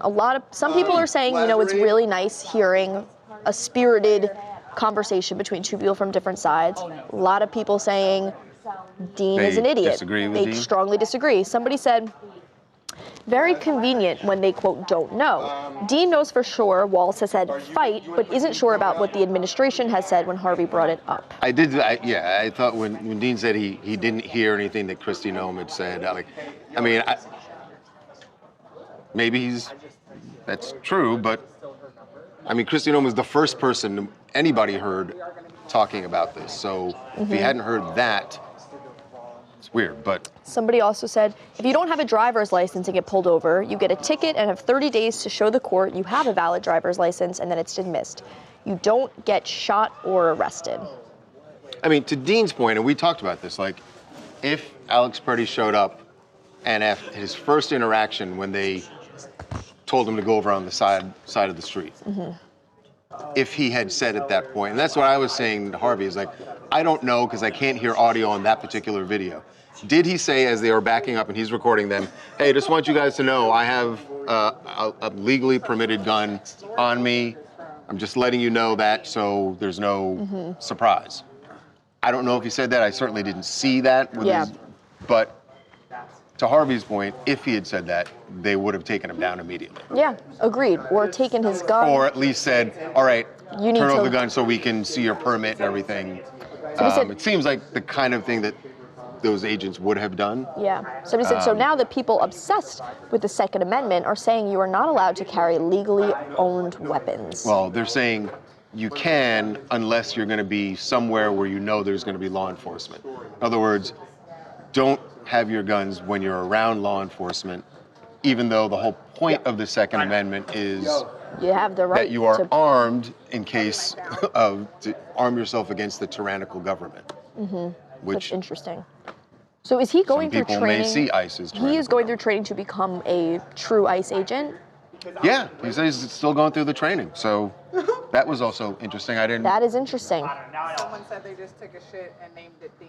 Oh, okay. Somebody said the punishment Okay, must be that's proportional to the crime. Does being a legal observer does not carry a murder sentence? Yeah, he was in the street. And, you know, he should not have been in the street. I mean, they told him not to be in the street, and he was in the street. But he wasn't impeding their work because the shoving of the women who were not targets They weren't of targets. the operation. They weren't targets. They got shoved because they were holding up. They were recording. And you're right. And let's call that impeding. It really doesn't matter what the characterization is. It's what is their response? Take him and put him on the sidewalk. Even push him on the sidewalk. Why was pepper spray hitting him with the canister, all and of then that, throwing him to the swarming ground him and punching him? Right. That's where it seems like the actions of law enforcement did not match. But it just shows what was going on. Mm-hmm. They were pissed off at this guy. They were pissed off at this guy. Somebody said, did everyone forget Kyle Rittenhouse? Did he get treated the same when he showed up with the firearm? Kyle Rittenhouse is a perfect example. Exactly. They embraced Kyle Rittenhouse. And they get invited to the White House and the whole he did. thing. Yeah. Yep. Although I will say, And he Kyle showed Rittenhouse up was at also found not guilty. Somebody So, said, but he shot 2 people. He brandished a weapon at a protest. At a protest where there would certainly And be they law embraced him enforcement. for that. See, this is a problem for Trump because the one thing he doesn't want to go crosswise with is the NRA. And the NRA, I knew they were going to do this. As soon as I heard they were saying this, I knew the NRA was going to come out, and they did. And they said, bullshit. They said, he has absolutely a right to go. And now Trump's kind of between a rock and a hard place because he doesn't want to piss off the NRA, but he wants to support Kristi Noem. somebody said, how about the footage from his phone? I bet you that will disappear. Release that footage. I don't believe we're ever going to see it. Which is, do you think that? Yeah. I don't believe we're ever going to. I'm so cynical. It's hard not to be, honestly. People are. Where are we putting Dean Cain? That could be Delta. I think it's Delta. I think you let it be all of D. Yeah, I think it's Delta. Oh, somebody said, interested to know what his training is like and how long. Maybe we. Okay, so B is Sydney. Yeah. And we are about to get a statement from the Chamber of Commerce. So can we do Kanye first as, well, no, what's C? We should do C. What's C?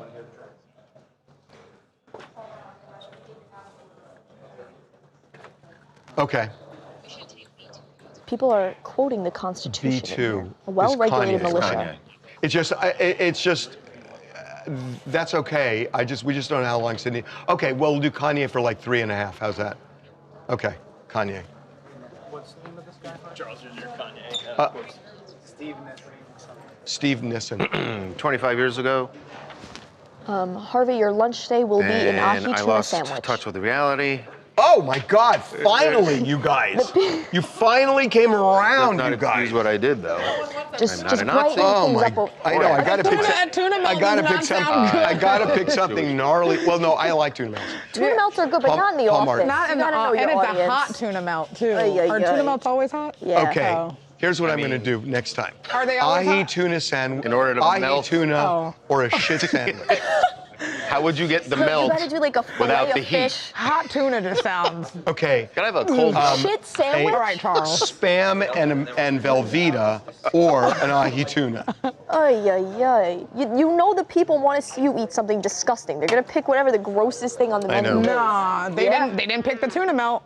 I know. Tuna melts are good. A tuna melt is good when you're. I love tuna melts. I love tuna A melts. tuna melt from the diner is truly one of the greatest gifts. They're great. Hot tuna just does What not kind of cheese you sound- do on that? Like a Kraft Sharp. single? Cheddar. Sharp Cheddar. cheddar. Cheddar. What kind of bread? Sourdough. Sourdough. Always sourdough. Albacore tuna. Okay, are we doing Kanye? I love some albacore. You could do yellowfin. You can do either tuna. I'll eat Oh, anything. no, well, we can't do Sydney right now because we're waiting for the Baker Chamber of to Commerce. Kanye right now. Yeah, with Derek, right? With Derek. Is this on tuna melts? Correct. Yeah, Yes. correct. And we'll do like 3.5 Hot for or you. cold, cheddar or Here we go. provolone. Yes. Okay. I should probably get out Harvey's email. Somebody said Harvey should have a stale donut melt. Those crap donuts you eat. I'm over them. Do we know what a You full eat page IQ bars? No, ad the Wall Street I'm Journal eating costs? IQ bars. I eat checking. 3 a day. I just got them. I forgot that you eat them. It's delicious. I'm eating 3 a day. Yeah. The mint chocolate chip My one. son eats them in his lunch every day. They don't I work, loved dude. it. The mint chocolate chip one is to die for. mint chocolate chip It's what? it's Mint? amazing. The IQ bars. You haven't had? It's not mint. It's sea salt. About No, I have one that's a dark 248,000. chocolate, like a mint A full chocolate. page. Oh, I'll trade you. I'll trade. Oh no, Bring one in tomorrow. We'll trade lunches. No, I've got him here. I just All got right, I might I'll have trade. one in my I'll purse. trade you. You can pick one of mine. I have almond. I have peanut butter, and I have sea salt I haven't chocolate. Roughly tried the, I haven't tried the 250,000. Okay, peanut so butter I want to yet. trade you one for Okay, mint. perfect. Can I I'll put trade it you? down. They're refrigerated, you know. What are you guys talking about? You know, IQ bars. you know what? You Big have to number? refrigerate them. They are refrigerated. It does sound high, but 6 of them in his car in his front You're seat. supposed to refrigerate They're them. melted. $250,000 for a They're full cooked. page ad in the Wall Street Journal. God, they've charged that. Well, it was Kanye. It's probably 70 actually. Oh, I'm kidding. Jesus. Wow. Kanye said, all right, I hear you on that number, but I don't mean to. Okay, let's go. I don't mean to, but could I get it for 70?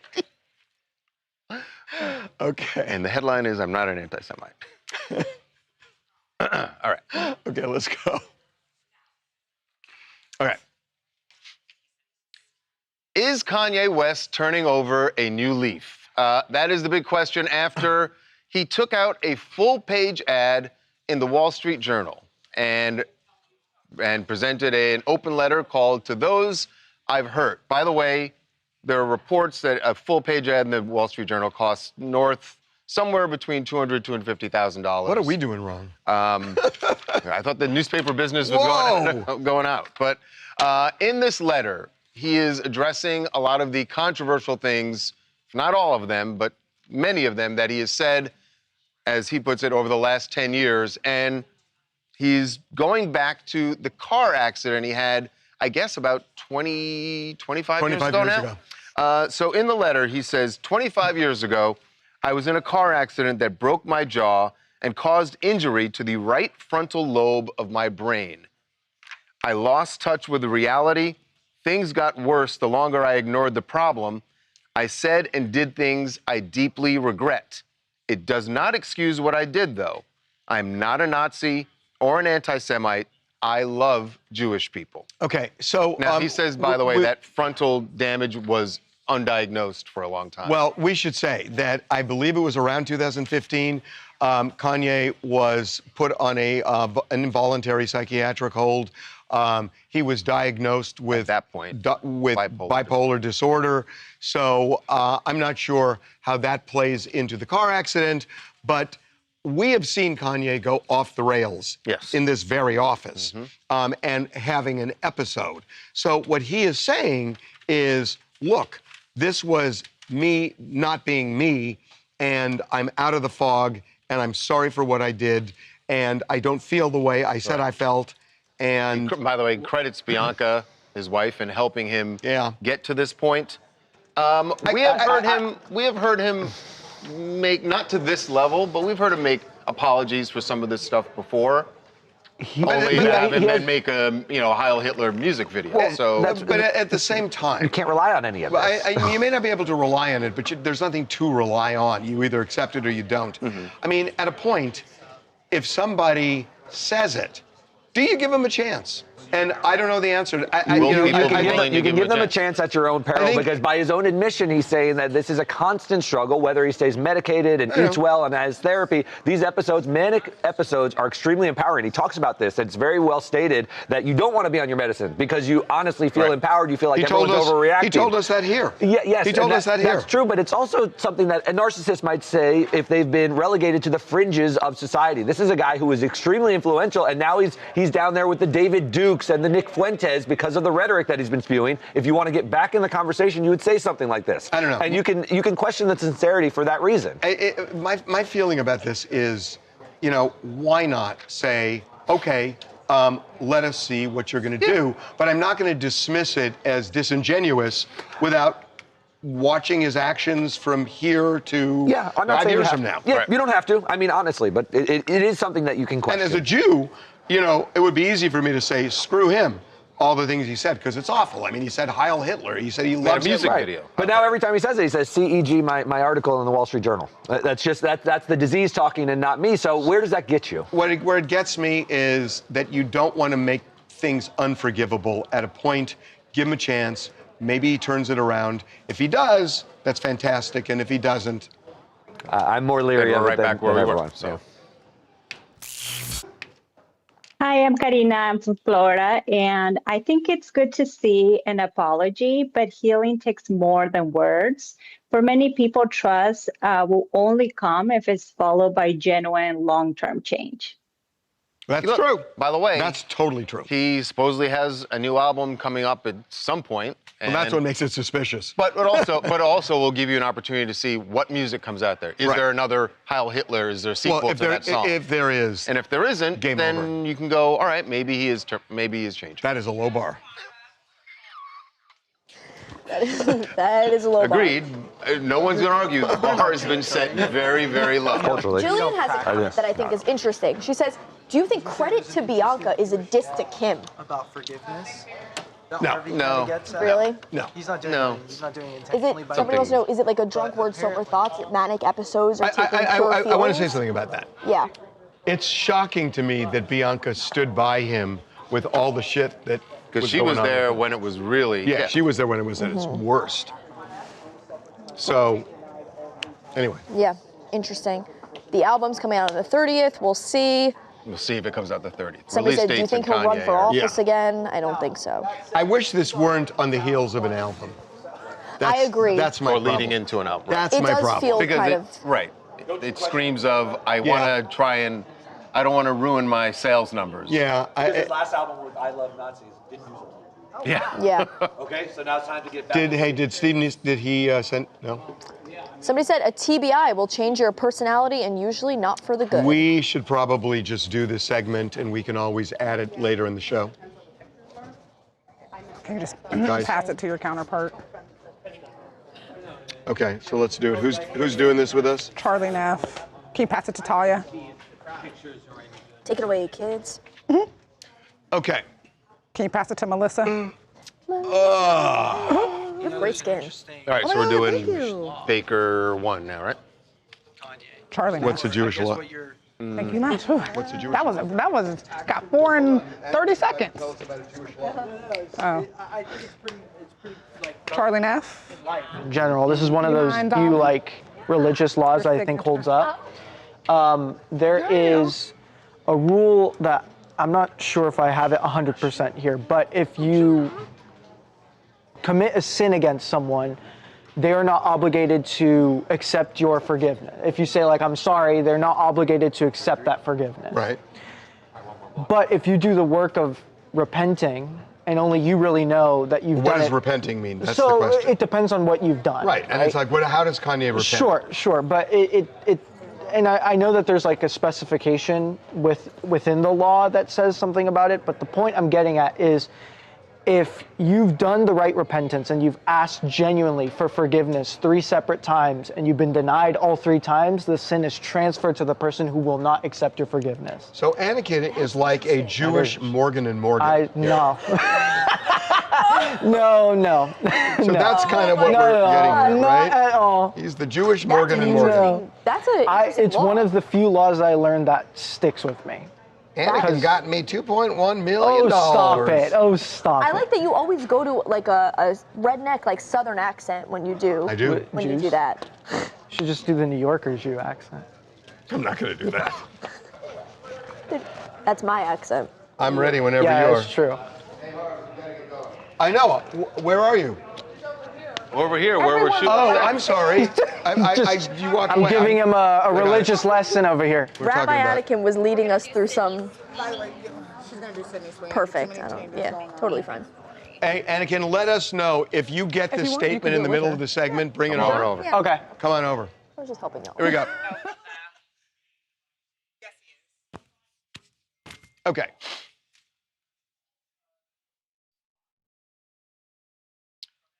Welcome back to TMZ Live. Sydney Sweeney, I think, flashing some brilliance here. Why, they had to go to that photo when I said flashing? By the way, your statement, I think, undeniable. Flashing some brilliance when it comes to marketing. You know that last year there was an announcement that she was starting her own lingerie line and that she'd even gotten Jeff Bezos as an investor. So everyone thought, wow, that's going to be a huge seller. Well, she did something. How do you launch something like that? What's a big idea?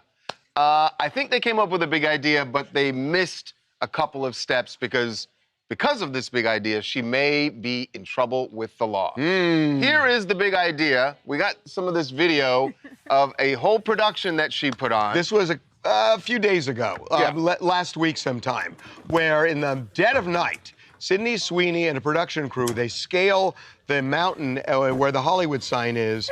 And that then is the back of the sign that they're And now they're scaling the sign itself. And they decide to do some handiwork, which is a clothesline of bras that they festoon over Hollywood. I would take umbrage with the phrase clothesline. There's no clothesline. These are just the bras tied together. There's no one's putting the laundry out, Harvey. It's a sexy. It's a sexy clothesline. It's a sexy clothesline. Yes. Okay. So they literally have this thing from H to D. Yeah. And they film it. And then what they do after they film it, those are the bras. They film it, and then they take almost all of them down. Right. There And was like 4 to 5 bras left behind. 4 to 5 behind. Which could really get Sydney in trouble because you can't just leave things behind at the Hollywood sign. That's the least of the problems. The problem is this. There is a company called Film LA in Los Angeles where production crews have to get licenses to shoot. They told Sydney's production company, which is a production company just for this lingerie line, and they told them, you cannot even shoot, much less use it, without getting permission from the Hollywood Chamber of Commerce because the Chamber of Commerce owns the sign. Right. And so she they got made that conditional clear. approval from Shoot LA, right? So there were From Film strings LA. attached, like the bra. Right. And so she never went to the Hollywood Chamber of Commerce. Oops. And Hollywood Chamber of she Commerce. even got an email too from them saying like, hey, we know you guys went up there and you shot. We got to figure this out because we own the image to this. So, I mean. Well, they not only own the image, but they can't go up there without the permission because this is an area that's cordoned off. It's up in the hills, and I used to live around there. And you have to actually jump a fence to get there. And so there's an issue here. Is this trespass? Is it vandalism to play with the sign? And if you guys remember, like years ago, there was that huge scandal that happened where some guy scaled the fence and put holly weed He got arrested. He was arrested. So, I mean, I hope Sydney doesn't get arrested, but hey, it's on the table. So the Chamber of Commerce, we asked them if they are planning on pursuing this. We did not get an answer, although, as we speak right now, we're told, I got a text from the head of the Hollywood Chamber of Commerce saying, we're about to send you a statement. So if we get that statement before the end of the show, we'll let you know whether Sydney Sweeney is going to end up in orange. Hi, I'm Lexi from Newfoundland, and honestly, I think this is hysterical, and I think it's a calculated PR play, and we all know she's really good at those, so I think she's going to have a lot of sales for her new bra company. Should she go to jail for it, though? No, she's not going to. I mean, actually, I think if you want to go all in on a publicity stunt, Well, let me ask you a question. Get arrested. As a different question. If she went to jail, would you commit a crime? I would certainly try to get on jury duty. I'd say that. Okay. Somebody said it's rich privilege, pretty girl privilege, that if I were to go string my bra up, I'd be arrested, but because she's Sydney Sweeney, she won't be arrested. Absolutely. It's true. Preach. Yep. Double D justice. Double D justice. Somebody said she couldn't get approval because she went sure at it's night. double. That'll be her I mean, excuse. it could be triple. Could be triple. Could be a You triple. could do E. I don't know. Just you know. E or F. Harvey Mike down. Say again? No, definitely not E or F. No. She's not a triple. She's also not a triple D. Actually, you know what? You'd be surprised. Yeah. Okay, Charles. What do you know about triple D's, E's, and F's? Oh, he just looked off like he knows. Somebody said Just saying. there are Been around a mountain while. lions in that area, and their environment is already littered. What was she thinking? Do you I'm a think man. we'll see a mountain lion in a bra? That would be incredible. Charles Mike down as well. That would be hilarious. But yeah, it is kind of littering. Don't leave your bras there. Take them home. Or donate them. That would have been a good launch. Donating bras to like the women's shelter in LA. Donating. Don't hang them up and then leave them there for mountain lions to get. Donate your bras. There's so many braless women in Los Angeles. Hot take. Somebody said a fine and community service is all she'll get. True. Yeah. Over-the-shoulder boulder holders. It's so funny. I haven't heard that one in a while. Ooh, the guy who did the Hollyweed sign, if he gets arrested and nothing happens to her, can he sue the city? That was an interesting question, though. I kind of would have been wondering the same thing. You can sue, but it's not going to win. See, Shelley said, yes, I think donating bras would have been a better way to a better like publicize PR your. stunt. Yeah.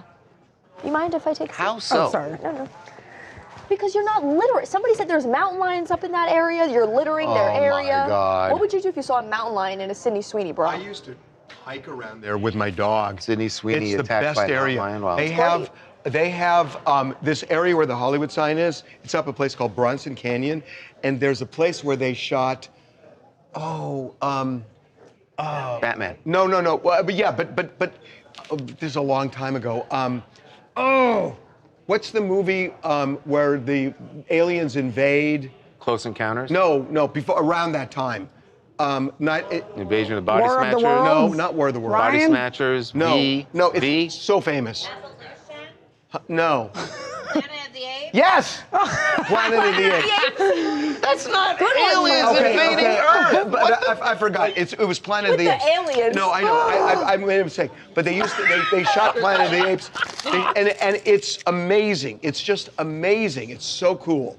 It's a cool area, and now maybe you'll see some loose bras up there. There you go. That's good. It's better than an Easter egg hunt. That's true. Do you think people will now Yes. go up No. around and try looking for these bras? No. Of course they will. Yeah, no. Some Nobody TikTok, would be that dumb.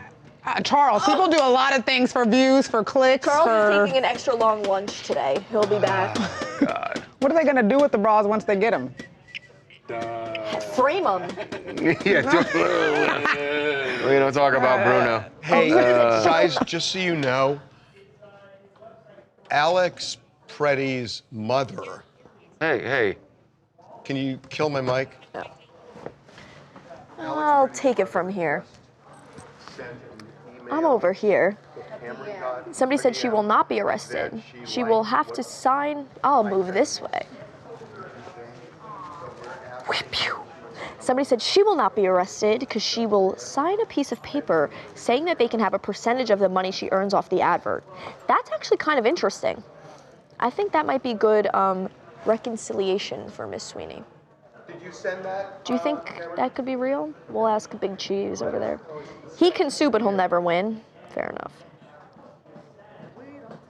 They'll throw all the bras away. People will go looking. What we'll do is Ridiculousness.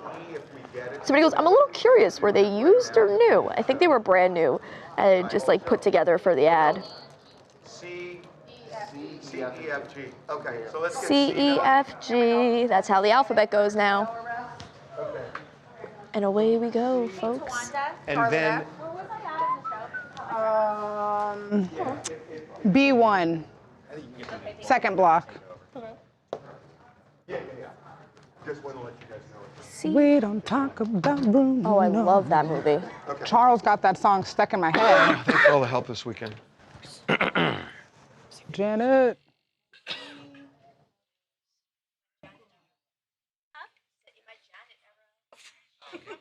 Are you a Yankees fan? Yeah.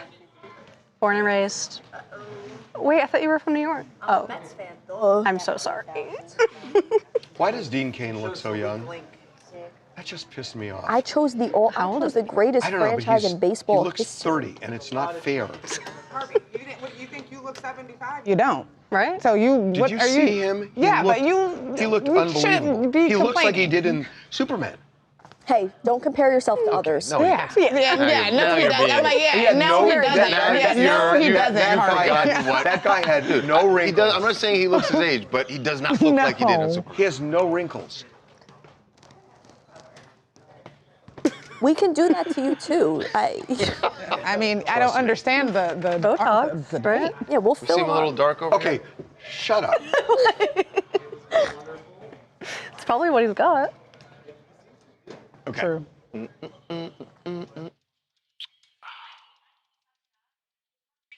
This looks more ridiculous than if we had worn the same color.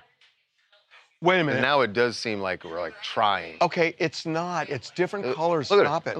Looks like a section of a Crayola This box. is blue. This Right? is blue. It's a This is more. It's more like a blue. teal. It's It's blue. Right. It's more of a This is teal. green. More of a Clearly teal. green. But it seems it's like. It's coordinated AF Right. because you guys are always. Maybe not in the 64, but like in the 32 Crayola box. I got it. Don Johnson, you know. You know what? No, we don't know. Why don't you tell us what we know? Harvey. All right. Oh, God. No. His name is Philip Michael Thomas. That's what I was trying to Okay. At least give the man respect of knowing his name. I was teaching Anakin all about Miami Vice. He didn't know anything about it. You didn't know? You didn't know what Miami Vice was? I don't watch TV a lot. He's young. No, he wasn't And alive. also you weren't alive. I also wasn't alive. Your parents were barely. Okay. That's not. All right. Okay, here we go. Well, singer David might be feeling like police are getting just a little bit closer. Tightening the screws. Yes, indeed. Because one of his close friends was arrested late last week in Montana. And the arrest was because his friend Neo, who is in his own right a famous streamer, but Neo had, according to police, failed to appear as a witness for a case in Los Angeles. Now, they have not yet confirmed that that case is connected to the David investigation for the death of Celeste Rivas. I have one source who says it is.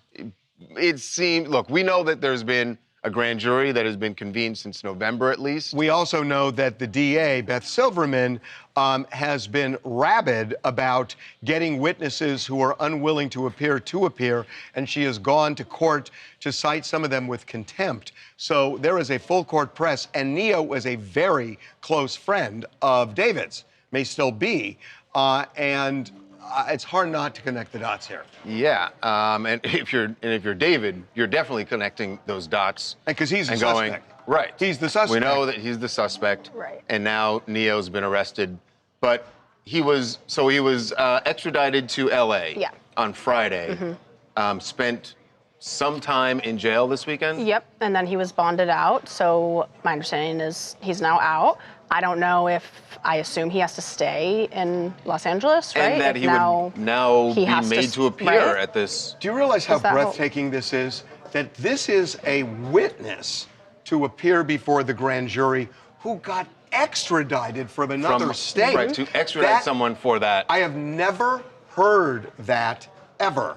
covering Los Angeles. Right. You extradite actual suspects. Suspect. Right. You don't, but to extradite a witness, Yeah. and not even before a trial, but before a grand jury. Right. I mean, this guy's shocking. It has rumors online since this case pretty much started. His name has been thrown out there as someone that was in David's inner circle. Right. And then so, we've since seen plenty of photos of them. So exactly. And clearly, he did, when the story came out that, you know, there was a girl found in this car registered to singer David, Neo did notably scrub his social media of any affiliation with David. The photos that we found of them were still on David's Instagram. We will but, see yeah. what this shows, but I can tell you, based on our investigation and talking to a lot of people involved in this, Beth Silverman has a lot of questions she wants to ask Neo.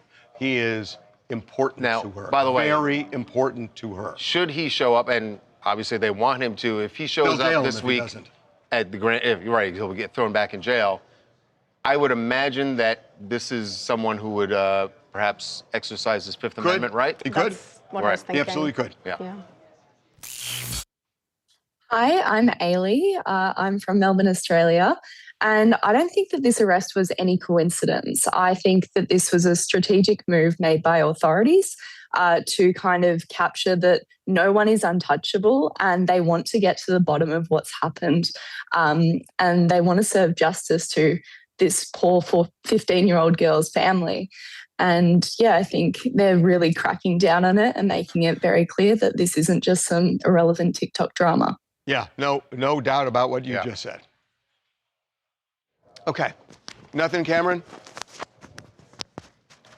Les? Next.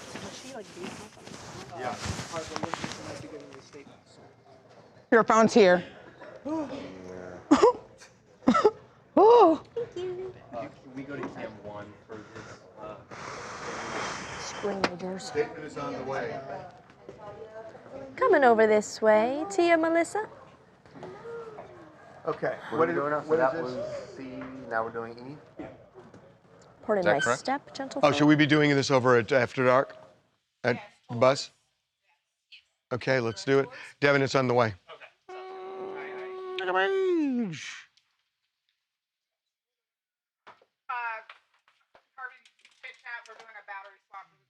You're doing a battery swap? What are they saying? There's a lot of talking about when David will be arrested. Wow. We don't know. Boy, man. If and when. If and when.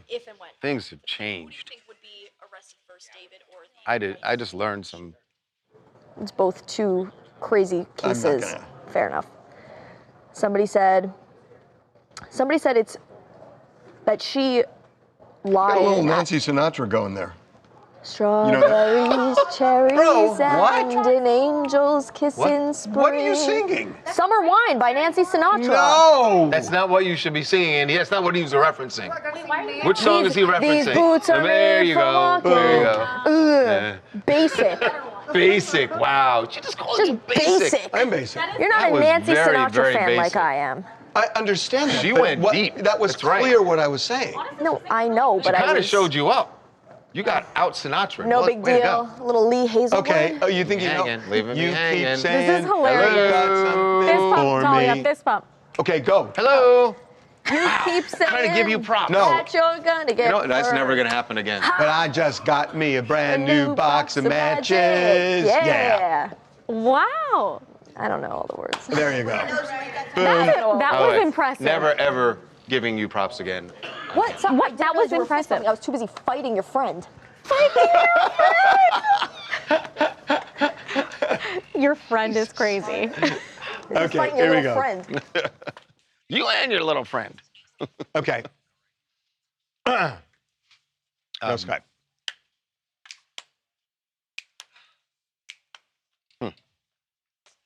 Okay. The TMZ After Dark tour just keeps branching out. Yes. We find new experiences almost every week. And this week, it felt a little kind of music festival-ish. Maybe Coachella on wheels? Coachella. I mean, this I is don't the know. new. This is the, we don't want the new Coachella, folks.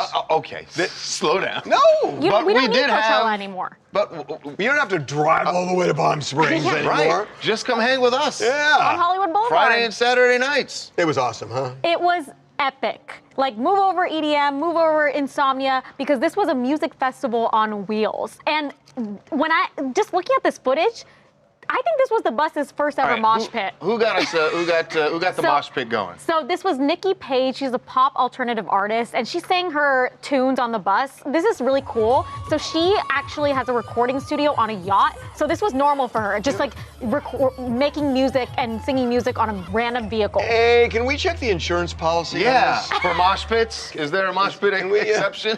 We have a carve out I won't for use the word mosh pit. Go on. It wasn't an actual mosh pit. It was very controlled. tame. Yeah, Yes, very controlled. Everyone was safe, but it was also epic at the same time. It was also fun.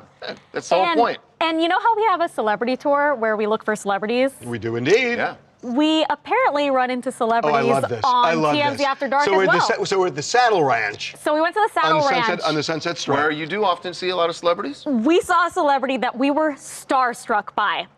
Not the bull. The purple dinosaur, Barney. The purple dinosaur. Not the dinosaur careful. itself, but the actor inside. David Joyner, the David OG Joyner. Barney. So Yeah. he played Barney for the first 10 years. Fun fact, when I first became a tour guide, this was one of my first gets on the celebrity tour, and we did it on the show. He like passed by us in a convertible, and he's like, "Oh yeah, hey, I remember I'm that." Barney. Yes. Yeah. That was one of my first gets on the tour, so this was very full circle No, for it's me. amazing. And listen, you can get tickets, $69, and you may see Donald Duck next week. Okay. Every weekend we put polls up on the website to find out how you feel about things that happened this week. We did that, and here are the results. Taylor's role in the lively Baldoni showdown. She was ambushed and innocent, or she was deeply involved. Definitely deeply involved. Come on. What? Oh, God, Swifties. 50%. These Wow, Swifties, Swifties are so are- blind over this. Come on, next. Okay. Brooklyn Beckham's wedding video. Too humiliating for public view, or release it? Everybody wants to see this video. Release the and video. it's Mark Anthony's fault anyway. Right. So come on. Okay. Mark Anthony been real quiet. Real Beckham wedding villain. Is it Victoria, Brooklyn, or Mark Anthony? Come on. It is Mark Anthony squarely. Be on. Oh, this is ridiculous. Oh, Victoria's. I mean, look, I'm surprised by that. She got sandbagged, I think, and so did Nicola. Okay, next one. Trump's Greenland obsession is just for national security, or Iceland, or an Epstein distraction. They can be 50-50. No. Wow. Wow. That is consistent. People, they haven't forgotten about it. Have Okay, not two more. forgotten. Two more. Dana White and Harvey's $10,000 blackjack showdown. I'd crush Harvey in Vegas, or dumb luck is real. Wait a minute, that's not a fair option. Let's see. Okay. Those Okay. are people who we're not saying who won. You got to watch the video. It's on our YouTube channel. But they seem to think dumb luck is real. How about this? Strategy is real. How's that? Strategy. Don Lemon's church protest report. Take him down, DOJ, or no crime, legit journalism. Please, I beg. Thank you. Huh. Very good. Thank you. Okay. All right. And All is right that's with all she wrote. Oh, what does it say? People in the comments, just dumb luck. Just dumb luck. Is it blackjack counting to 21? Yeah? Yes. Yeah. Yes. Why I don't know. you I'm sorry. I just thought that why'd that's you like. look at me like because that? I thought that that's a very commonly known thing. And it was Okay. a weird question to We ask. don't all have gambling money, Charles. Some of us have to earn our money here. But even though you may not have gambling money, you When still know how it's played, basically, right? No? No. No? Okay. If you put me in a casino, I'm a casino's dream because I have no clue how any of those games work. I'm just a cash cow for casinos. No, you're actually not the casino's dream because dumb Dumb luck. is real. All right, I'm going to start gambling. What a casino wants is someone who thinks that they can outsmart the casino. Because that person will sit down and continually put money in. Try to win. believing that they're going to win because they have this knowledge. And the reality is the House always has the advantage, and you will, over long term, you're going to lose. You might win short term. Long term, you're going to lose. Wait, Black Beauty's in the chat. I'm standing next. She goes, Talia, back up off my man, please, and thanks. Black Beauty is so funny, bro. Every time. Sorry, it was her. I don't. She used. I was already here. I'm over here. And then she came, and I don't know. Well, also, we recorded what you said in. Watch your phone. Yeah. Hey, Black Beauty's being really funny in the chat today. Black Beauty is my fave. Oh, don't put my eye is swollen. What? My finger is cut. You cut your finger is. cooking? I cut my finger, bad. What were you making though? I was actually washing dishes. I was that's doing the the knife worst. like this and the sponge. Yeah. Jacob Wasserman at Alexa's desk. Well, you cut it out, so I didn't know. I know, we cut out his name. I didn't know who. Yeah. Miss Mo Money. Maria, I'm going to send you a message, Maria G, after we had some mishaps with your shirts. So we will, if you actually can send an email with your phone number, Miss Maria G, I would love to just talk to you on the phone. That'd be great. 3:15. Okay, Charles, ready? Yeah.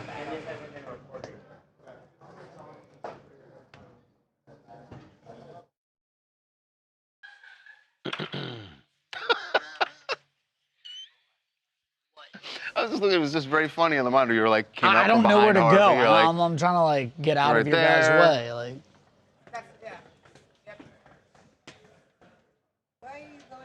I don't know. What are you I'm doing? trying to be polite. I'm trying to be. I'm trying to be polite. I thought yes to me. Okay, Melissa, can you lose him from the shot? There you go. Okay, here we go. Here we go. We're in a little bit of trouble on the other show. Here we go. Ooh, yes, we are. Here we go. Candidate Spencer Pratt is out pressing the flesh, trying to get word out about his mayoral campaign here in Los Angeles. 2026 or 8? Actually, that is 2026 for him. He's got the right year. Yeah. That's a different candidate you're talking about. But he is going far and wide to get the word out. In fact, he was in New York City, of all places. New York City? New York City, yes, with all the snow. He was on CBS this morning to talk about making the jump to politics, and we got him as he was leaving. Fire and ice. His campaign about fire, and now because he's in New York with ice. Okay. Yes, that's somewhat accurate. Here's what he said. What do you say to all the people saying stick to reality TV on this mayoral I don't journey? see those people, so they must be muted or blocked, because I only see people saying, thank God Spencer's running for mayor of LA. Well, how have you been preparing? Like, have you hired any particular people to kind of help you on the journey? Any good advice from any politicians? You're going to have to go on mayorpratt.com and see all those, great endorsements, and you can see all the plans. Are you nervous? Oh, what, are they going to burn my house down again? Ouch. Don't discount his candidacy. That's a nice biting, like as you walk away. It's a decent slogan, but at the Yeah. same time, all we've heard from Spencer Pratt thus far is just, we're mad about the fires. Karen Bass ruined the fires. We haven't heard any other policy that he's going to do. How did Donald Trump win the last election? The last one? Immigration. Well, immigration It and was talking about economy. build the wall. You don't need 10 things. Right. Well, at the same time, You need one that the fires one were, that resonates. The Yes, you gotta fires win were the big story. devastating to people in Los Angeles, but mostly to those who lived in Altadena and the But it Palisades. shows a failure of leadership, and that's what he's telegraphing. That even if you weren't involved, there are a lot of people who feel like there was a failure of leadership. Well, the thing that's kind of shocking to me is there's no one really taking on Karen Bass this upcoming election, other than Spencer Pratt, who have a lot of name. You can recognize their name. Right. Yeah, exactly. So the question is, Karen Bass still has a real strong base in this city. It's going to be, I am fascinated by this mayoral election. I am fascinated on how people are going to react in this city. I'm Macy Ray from Atlanta, Georgia, and Spencer Pratt running for LA mayor has definitely taken a lot of people by surprise. You know, a lot of people are saying that he's just doing this for attention because he's a reality TV star, but because he lost his own home last year due to the wildfires, I do think he could be taking this seriously just to make sure it doesn't happen to anybody else. And if he has a good campaign team put together to show that seriousness, I think he could have a chance. He may. He may. What else you guys want to talk about? Yeah, so for Trump, ICE, man, they got to leave Minnesota, man. I don't know what's going on. I'm from Minnesota. This thing is crazy. I know they're talking with the governor and everything, but it's not good. Like, I don't know what's his problem. Oh, we got to go in. We got to go into Minnesota, the Minneapolis. We're going to go colder than the tundra of Minneapolis. The ice, we're going in the cold. Like, what are you talking? Get out. No one wants you here. Like, bro, I'm saying it. I get it. Y'all doing y'all job is whatever, but people are scared. It's not, bro. It's never that deep to make people scared to leave their homes, leave abandoned cars outside, bro. The scenery is just, it's eerie. It's not good, bro. What are you like? Come on.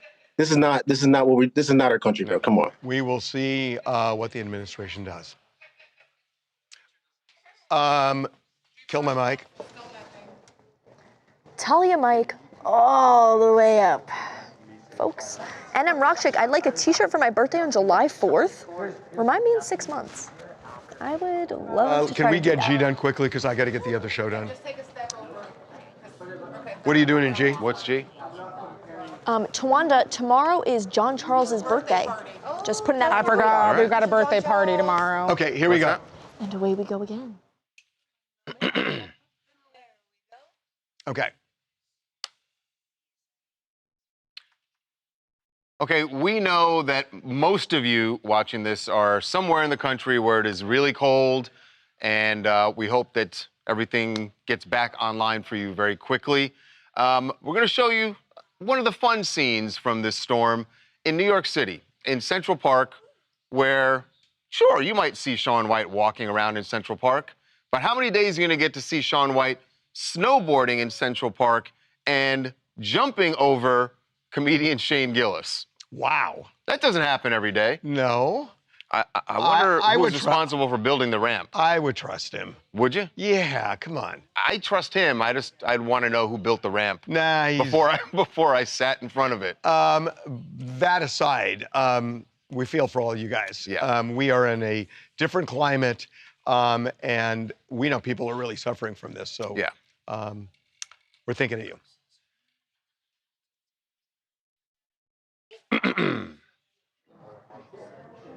Too cold. That's why I moved to LA. If she responds. Too cold. Is that all we got today?